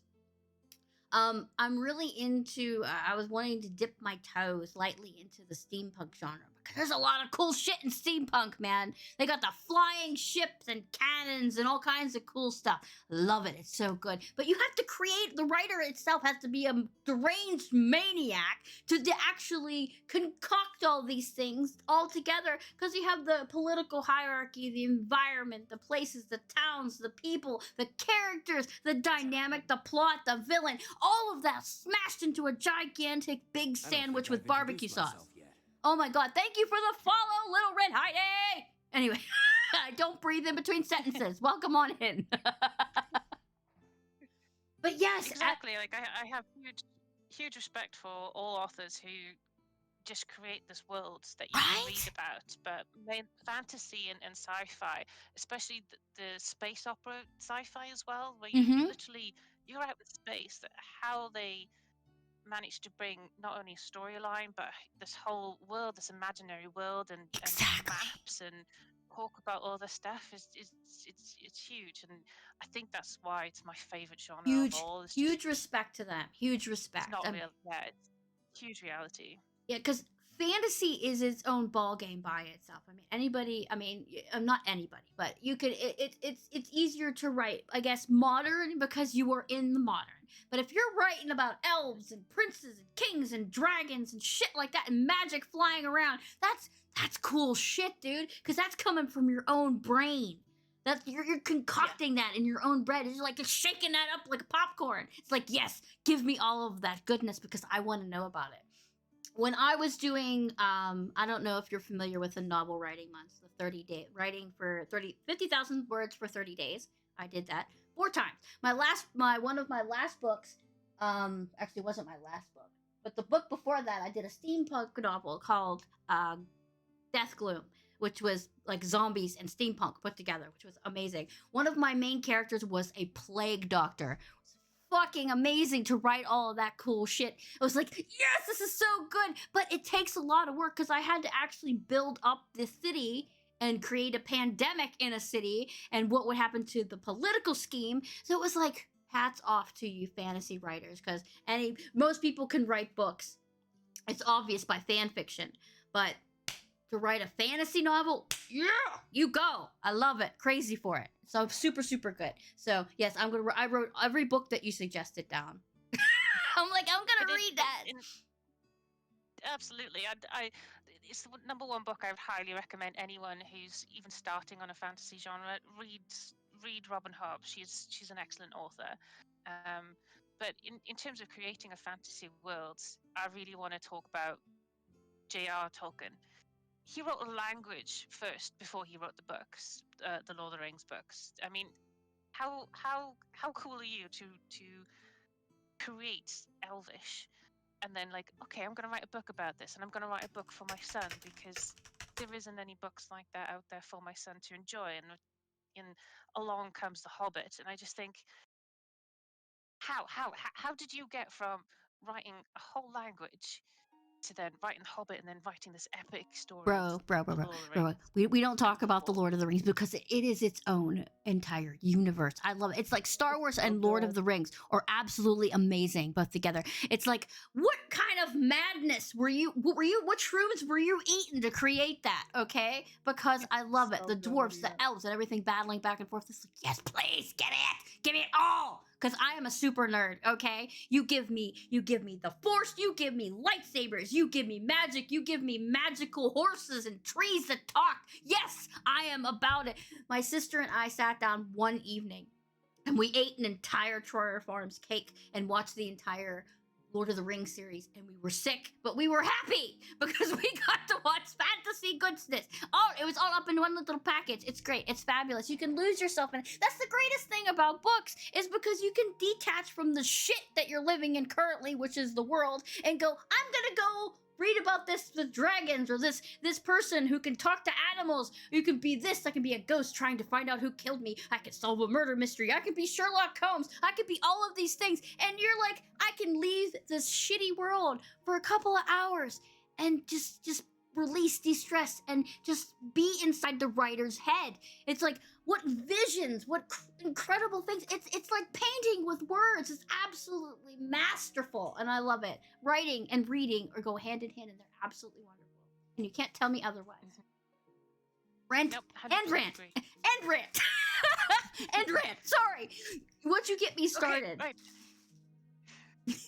It's your turn. It's your turn. I'm a Lizzie, maniac. go, It's go, my turn. Oh my god, I'm sorry. Also, JenJen, Lexi wanted to talk about our current books that we're reading after we're done. Is that okay with you, or do you need to go and do things? Yeah. You- I don't know. I can double check, but I think I'm okay with that. Okay. All right. I'll go this last book quick. That was my suggestion. Like, it was really quick. Like, just saying, oh, I'm reading this, this, and this. And, if y'all want, we could just recommend one book to each other, if y'all want. If not, I'll just send you a DM because I got recommendations. Lexi we always could got check. recommendations. She always got recommendations. Hallelujah. It's good stuff. It's good shit. All right. Well, that's why we have the book channel in the Discord, because we could literally talk about this for hours and hours. So I know, True, indeed. true. In The, fact, I'm gonna give a command if anyone wants to join our Yeah, there's the Discord there. If you guys aren't in my Discord, feel free to jump in. However, there are two most of them are in forum format, so you just jump in and do the thing. But you might want to mute the simp room because there's a lot of Star Wars Hayden Christensen simping and going on right now that you don't want to see. Remember the forum? They don't Unless need you to love mute. They just don't click on it. Oh, don't They don't click on need it. Okay, I don't know how that works. Then Don't click. I'm the person up there. I'm fanning myself with the book because I keep talking so fast and I'm losing my mind. Anyway, all right. breathe, Lizzie, breathe. I'm sorry. I'm so excited. I get super excited when I talk about books. My husband's looking at me like, you're a psychopath, and I know. I know. All right, we're good. Well, he married you, so He did. Yeah, He so did. We've known each other for 20-something years, so he knew what he was getting into. All right. So my last book is called Much Ado About You by Samantha Young. I do believe that Lexi has read this book as well. There I think is so. I yes, have a vague yes. memory. Yeah, you read it a long time ago after I read it because I said there is a scene. You know how I am about those scenes, the tension scenes or the romance scenes. But this book, I got this at Barnes and Noble on a whim because I like the cover and it has a dog in it. If you've noticed, there's a theme there. Usually the books that I like the most have some kind of animal involved. Wait a minute, Vic, you're a Christian? You're a Christensen fan? Yes. He has the most beautiful smile I have ever seen in my entire life. But we're not going to talk about him right now, okay? We're going to talk about this book. All right. So, Much Ado About You is by Samantha Young. Basically, the main character, Evangeline Sterling, needed a life change when she was passed over for a promotion at her job, which sucks, and it happens often. So she figured that her life is becoming stale and stagnant, so she needs a change. And what better way to do that than to travel to England? Go from Chicago to England, which is a very big change. So she's moved. She's moving to Wales. come to. I see pictures of Wales all the time, and it's beautiful. Yes, I said England. Yes. Okay.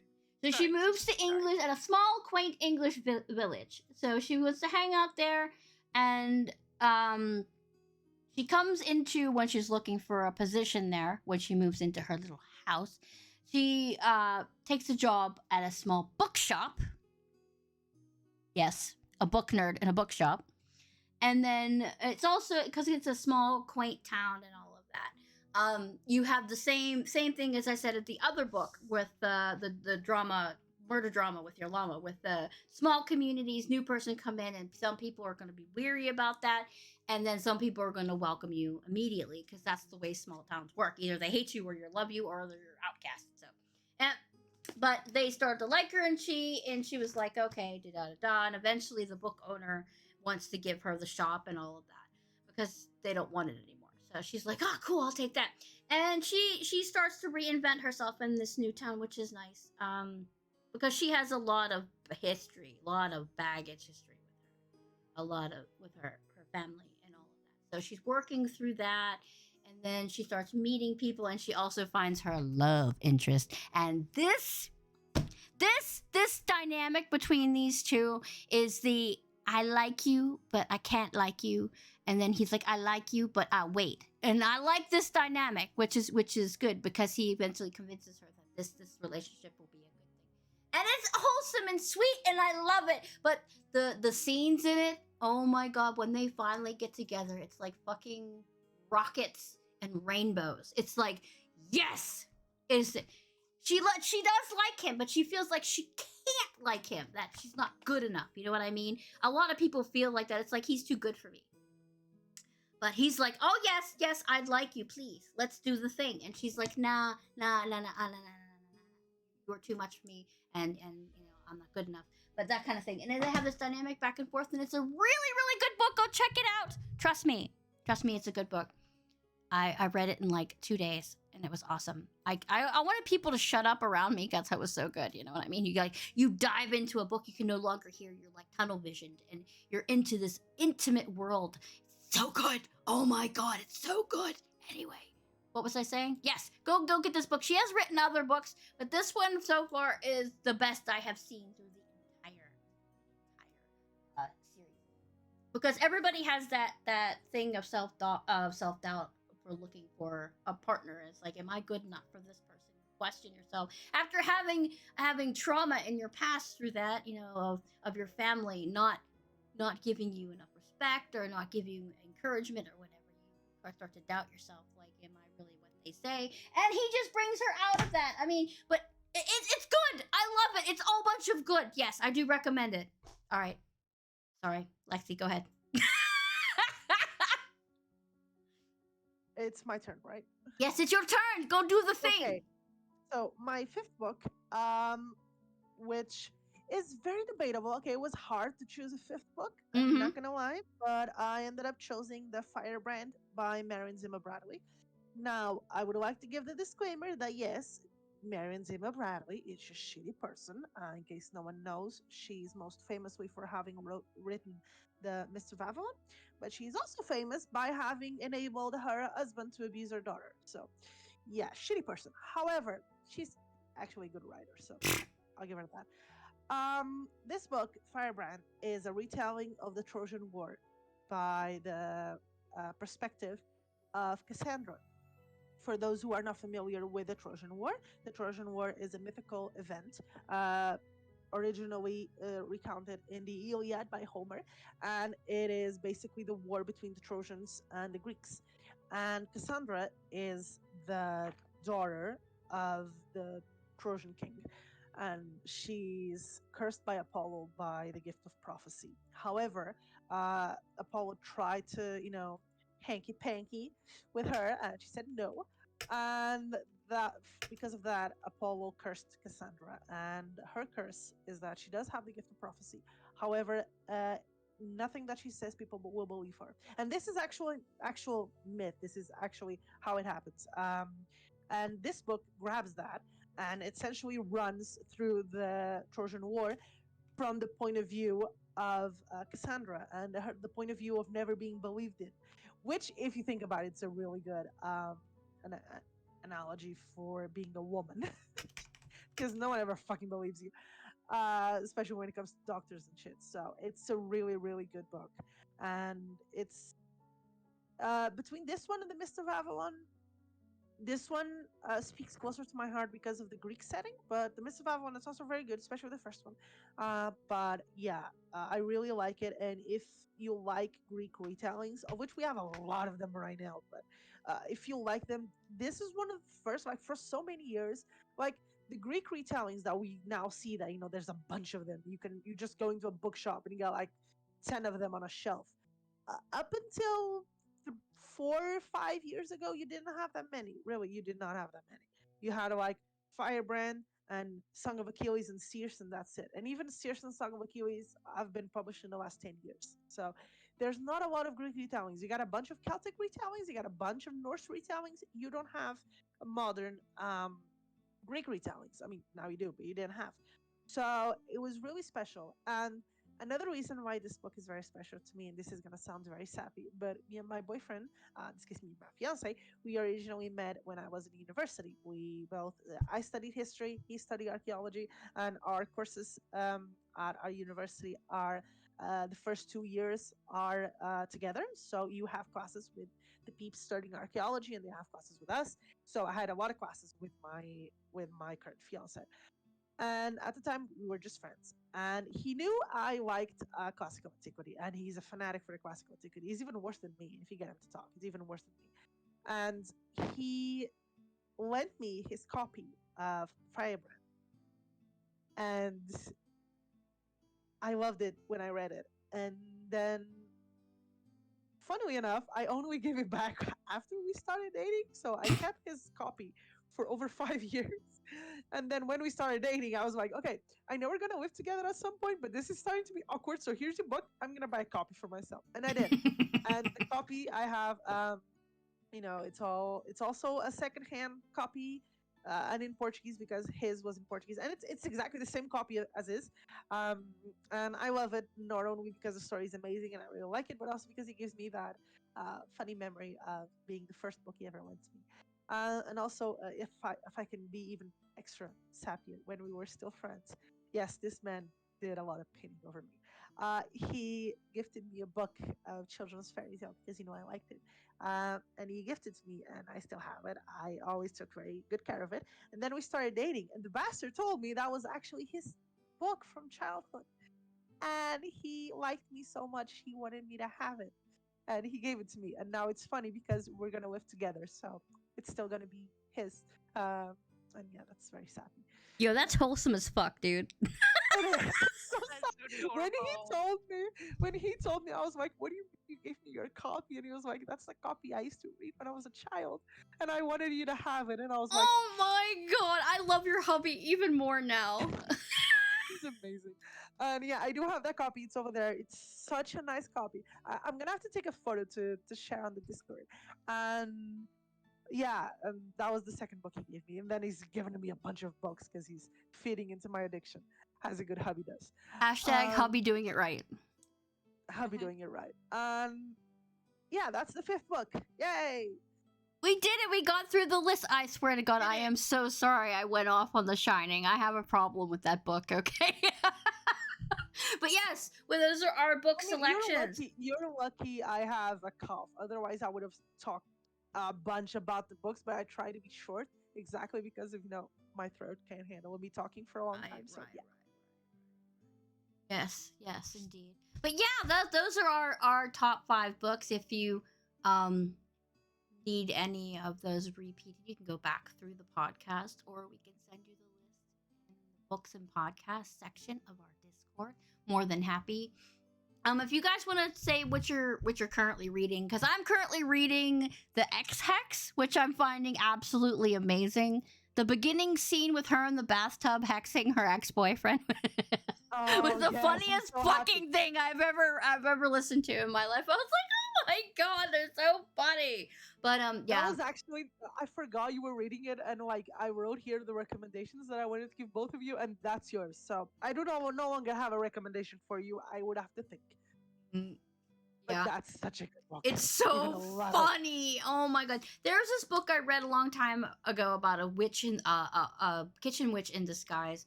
and she somehow helps her neighbor. Somehow she heals him, and he keeps asking her questions and following her around. Like, how did you do that? And I can't remember the name of the book, and I've been looking for it for years. But that would be a book I'd recommend to you because it's just so cute. Oh my god, it's wholesome and really really cute. And she's like, I just saved you because you were in trouble, and that's what I want someone to do for me. Blah blah blah blah. It was like, oh, she's so cute. Oh my god, I loved it. I loved it. But I wish I could remember the damn name of the book. I'm gonna have to search through thousands of titles now to see if I can find the name of this damn book. But yeah. I'm not gonna kid. I'm not kidding. Ask ChatGPT. Honest to God, I did that once because I couldn't remember a book name, and he knew what it was. I just wrote the plot, and he was like, "That book is," and I'm like, "Damn, I got it right," and it was. So just just go on. If you don't have an account, just send me what's the book summary, and I'll ask him, and it's gonna, I bet it's gonna be right because it's always right. So That's what are my you thought. reading, JenJen? Who, me? Oh, Me. JenJen, start.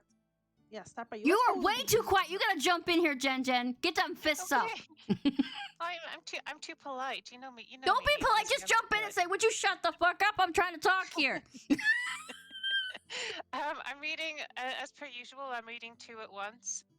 You I'm too? reading. Okay, she's multitasking. This is how we work. I, The modern woman can multitask. I'm reading 3, I so have- I'm not gonna judge you.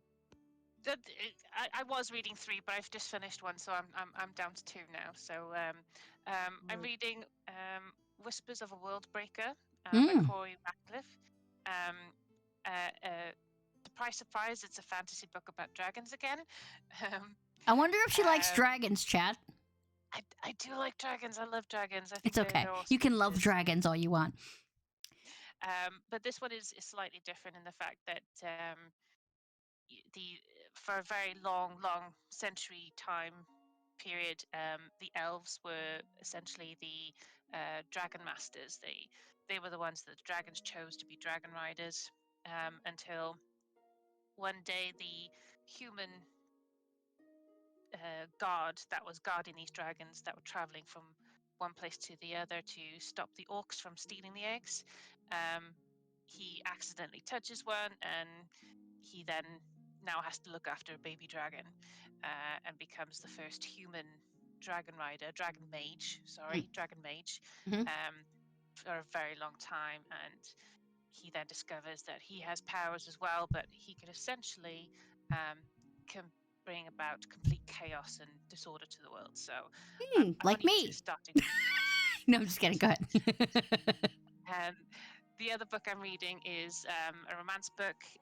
It's Ooh. a series that was like on sale, so I was like, why not? Okay, and it's essentially a whole series about curvy girls can't date these people. So it's teenage high school curvy girls going through bullying and problems of being slightly overweight and all sorts of other things. And it's a cute book. It's easy reading. It's nice, cute little ones. And So those are the two I'm reading at the moment. I don't usually do this, but JenJen, I wrote a fan fiction about a dragon.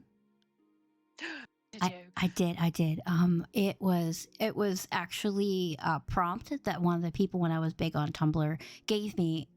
It was about a K-pop singer, of course, but it's not your typical dragon story where hero slays dragon. It is dragon save princess from evil knight, which is pretty cool. It's very short and it's like a one-shot deal, but I will send it to you and you can tell me what you think.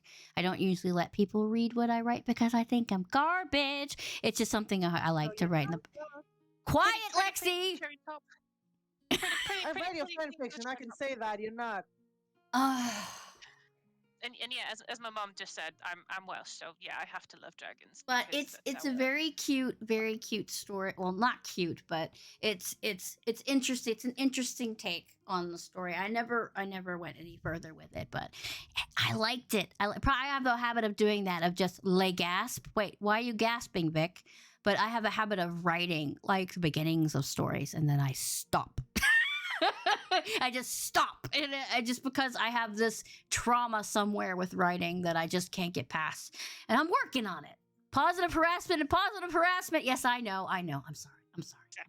We'll help you, Lizzie. We'll help you. Like, All right. hit me up anytime. Like, if you want to have ideas, we'll. But I want exchange you to ideas. I read mean, this because you like dragons so much. It's about an emerald dragon. He all he wants to do is stay in his cave and basically read. That's all he wants to do. He wants to chill. He's been alive for forever. And every time he tries to get into his book, some knight comes up and tries to kill him because he's a dragon. And that's what knights do. They try to kill dragons. And he's like, would you just leave me alone? I just want to read. Which is why he tosses him off the cliffside all the time because he just wants him to go away. He's so mad. He doesn't care. But yeah, it's a really, really interesting twist on this story. It was actually something I really enjoyed writing. excellent. I look forward to reading it. So Okay. yeah, I will send it to you, and I think you'll be amused by it. Anyway, Lexi, did you give us your last one? Yeah, everybody did all their things, right? What's your we current were talking reading? about the currently reading. Yeah, I didn't. Have you? Wait, weren't you supposed to give your current reading? I already did. I already said I was reading the X Hex. Oh, right. And what were Sorry, you I reading, forgot. JenJen? And you were doing you gave with yours, and I got some distraction in the middle, and that was yours, right? Right. Yeah, We're on. that's why I'm asking. JenJen, did you say all of the ones you were reading? Yeah. There's just those two at the moment. Okay. I just finished reading a vampire story actually, literally 2 days Nice. ago. Written by Gemma Perfect again, which is literally just Twilight meets Hunger Games, essentially, which is just amazing. Does this mean we can get rid of Edward? Yeah, we can get rid of Edward. Yeah. Yes, totally please get rid of Edward. Go away, Edward Cullen. No one likes you. Edward's a No, fairy. He's not a vampire. I'm sorry. Sparkles in the fucking sun. That's No. what I'm saying. Vampires. sparkle. Vampires like blood. Okay. That's the way it is. Come on. He lives in a He's not sparkle. forest. He flies and he sparkles in the sun. He's a fairy. He's not a vampire. I've said that since Twilight was released. He's a fucking fairy. Lives in the woods. Flies. Sparkles. Fairies. We're gonna get the Twilight haters in here throwing eggs at us now. But yeah, They're all depressed millennials now. It's okay. it's true. But yeah, so Speaking as a depressed millennial.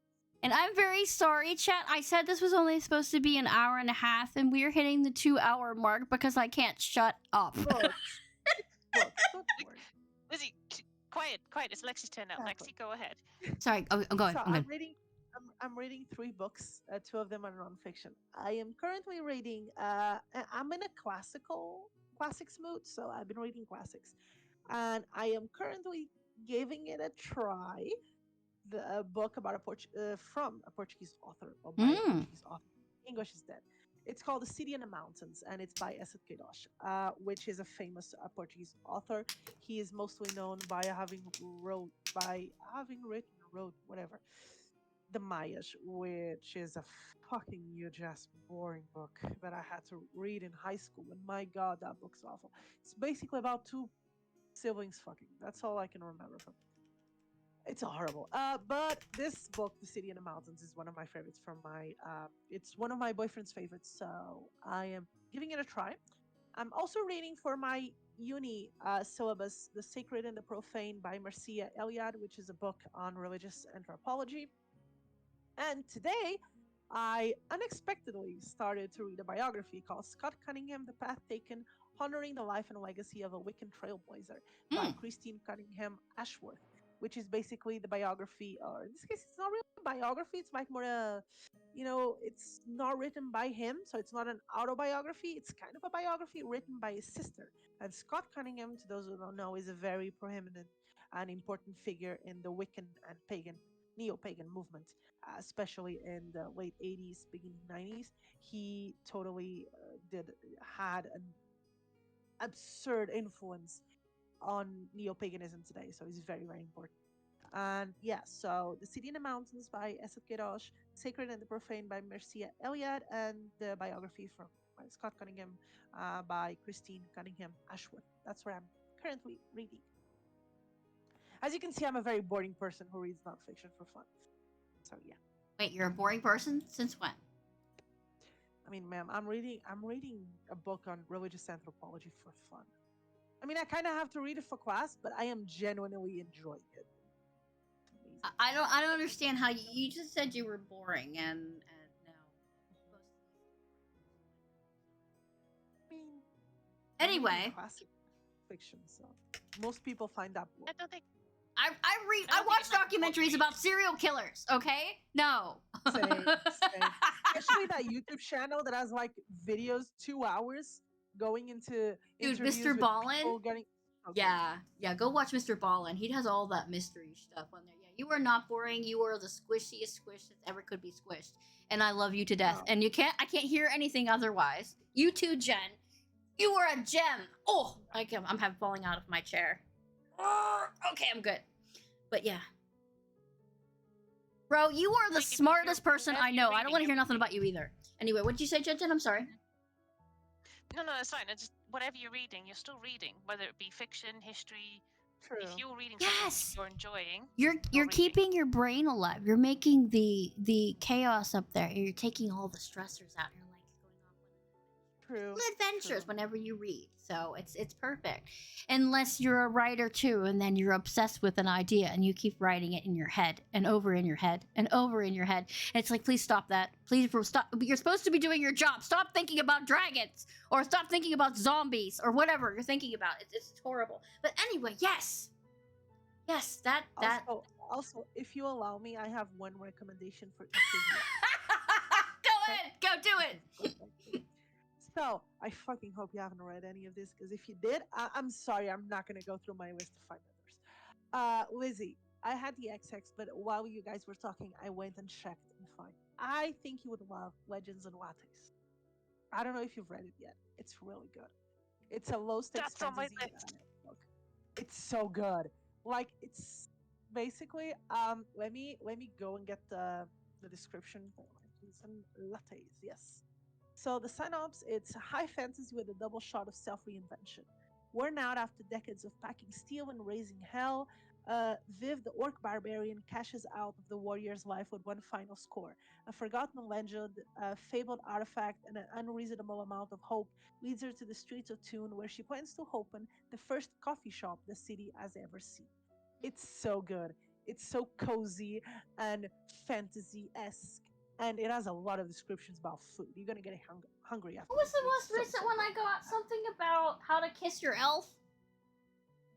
I think that's what the name of it is. I haven't started it yet, but it's about a sassy ranger and her elf friend. I have to get into that too. But I have 6 other books to read, and I have to get through the X Hex now. Sequel. It has a sequel. I saw that. It's in my list too. I can show you. I approve. I will read them all. I will read them all. Baldry, though, so how It's can you really not love good. Travis Baldry? Oh, Exactly. It's so good. It's I know. really, really good. Like, Books I are don't just like good in fantasy, general. and I love that. Now for JenJen, I have a recommendation from what you said. You probably read it already because it was a really big hype book a couple years ago. But it's so good. It's Uprooted by Naomi Novik. I don't know if you've. Uprooted. It's so good. I heard Essentially, so many. it's very deep fantasy, but it's so good. Essentially, Agnieszka is the main character. She's a girl, and in her village near a forest, the forest is enchanted, and no one can go there because they can get lost to the woods, and no one returns like without being cursed and unchanged. And there's this ageless wizard called the dragon that protects the village. And every 10 years, he takes one village woman to serve him in his castle, and essentially you get the entire story of her being chosen, um, and how he actually is, and obviously there's romance, obviously, and it's so much fantasy, and she ends up having these amazing powers, and it's so good. Really, I think you would like it. And like you were constantly talking about dragons, and I'm like, it doesn't have dragons, but the dude's named Dragon, and it's so good. It's Yeah. very fantasy, and it's a big book, and it's like 400 and something pages, but it's really good. And Naomi Novik is really talented. Like, the descriptions are so enchanting, you know. I think you would like this one. I did definitely. I think I've come across it in recommendations, but no, I've added that to the list for sure. I think you would like it. Lizzie would probably like it too, but it's, I don't know, it kind of fits the vibe of the ones you talked about. So yeah, that's why it came to mind. Oh no, thank you very much. And that's it. Those are my recs. That's the recommendations. Yes, indeed. We will check those If you books want out. more, I'm on the Discord. Just Darling, ping I me gotta and get I'll- through how many books right now? I got like 6 I gotta read, man. And it's time for the Goat Man season, which means, oh god, me and my Goat Man lore. I search every Halloween season about the Goat Man and really cool stories because everybody's got a story about the Goat Man, and the Goat Man's creepy, dude. He creeps around the woods like half man, half goat, and just makes these all kinds of weird noises, pretending to be other people, and then kills you. It's great. I love it. But anyway, that is our podcast for today. You guys have fun because I had a fucking good time. It was a good time. I've had a It ball. was so fun. It's been amazing.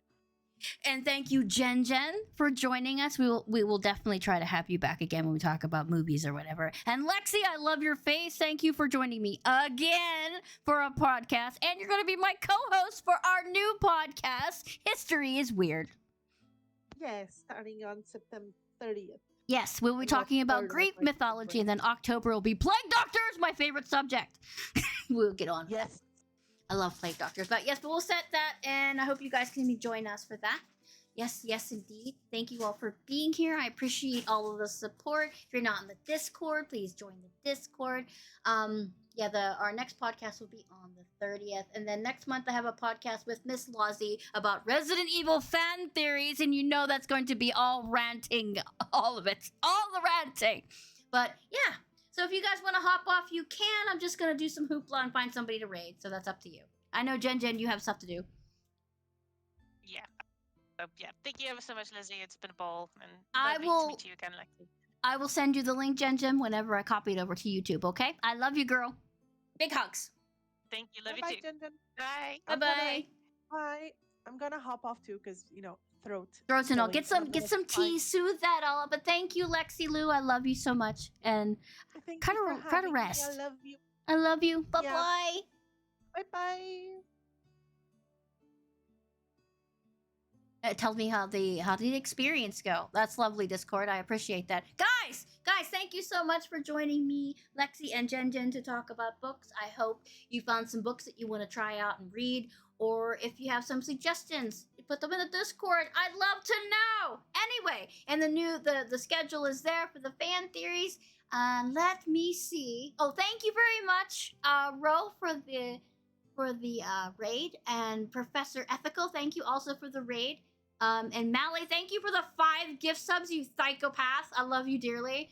And all of the follows today. Oh my god, I am so honored that you picked me to follow. Let's find somebody to raid. Let's see which beautiful person that we can. Let's raid BB. BB is Baby Beard is she's playing Graveyard Keeper right now. Let's go raid her. Let's go up in the spooky. Let's throw some love her way. We're gonna go over there, and I will see you guys on Wednesday for some more Signalis. I hope you guys have a good rest of your evening. Make sure you get some more pizza. Okay? And we'll do that. And I gotta find her on here. Baby. What? How do you say her name?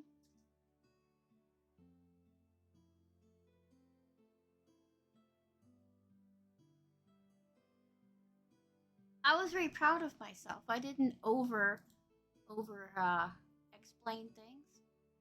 Baby Belle, that's what it is. Baby Belle is amazing and sweet. She's playing Graveyard Keeper. Go give her some love.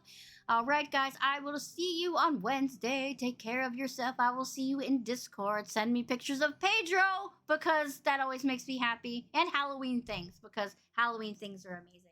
I will see you Wednesday. Love you. Mwah!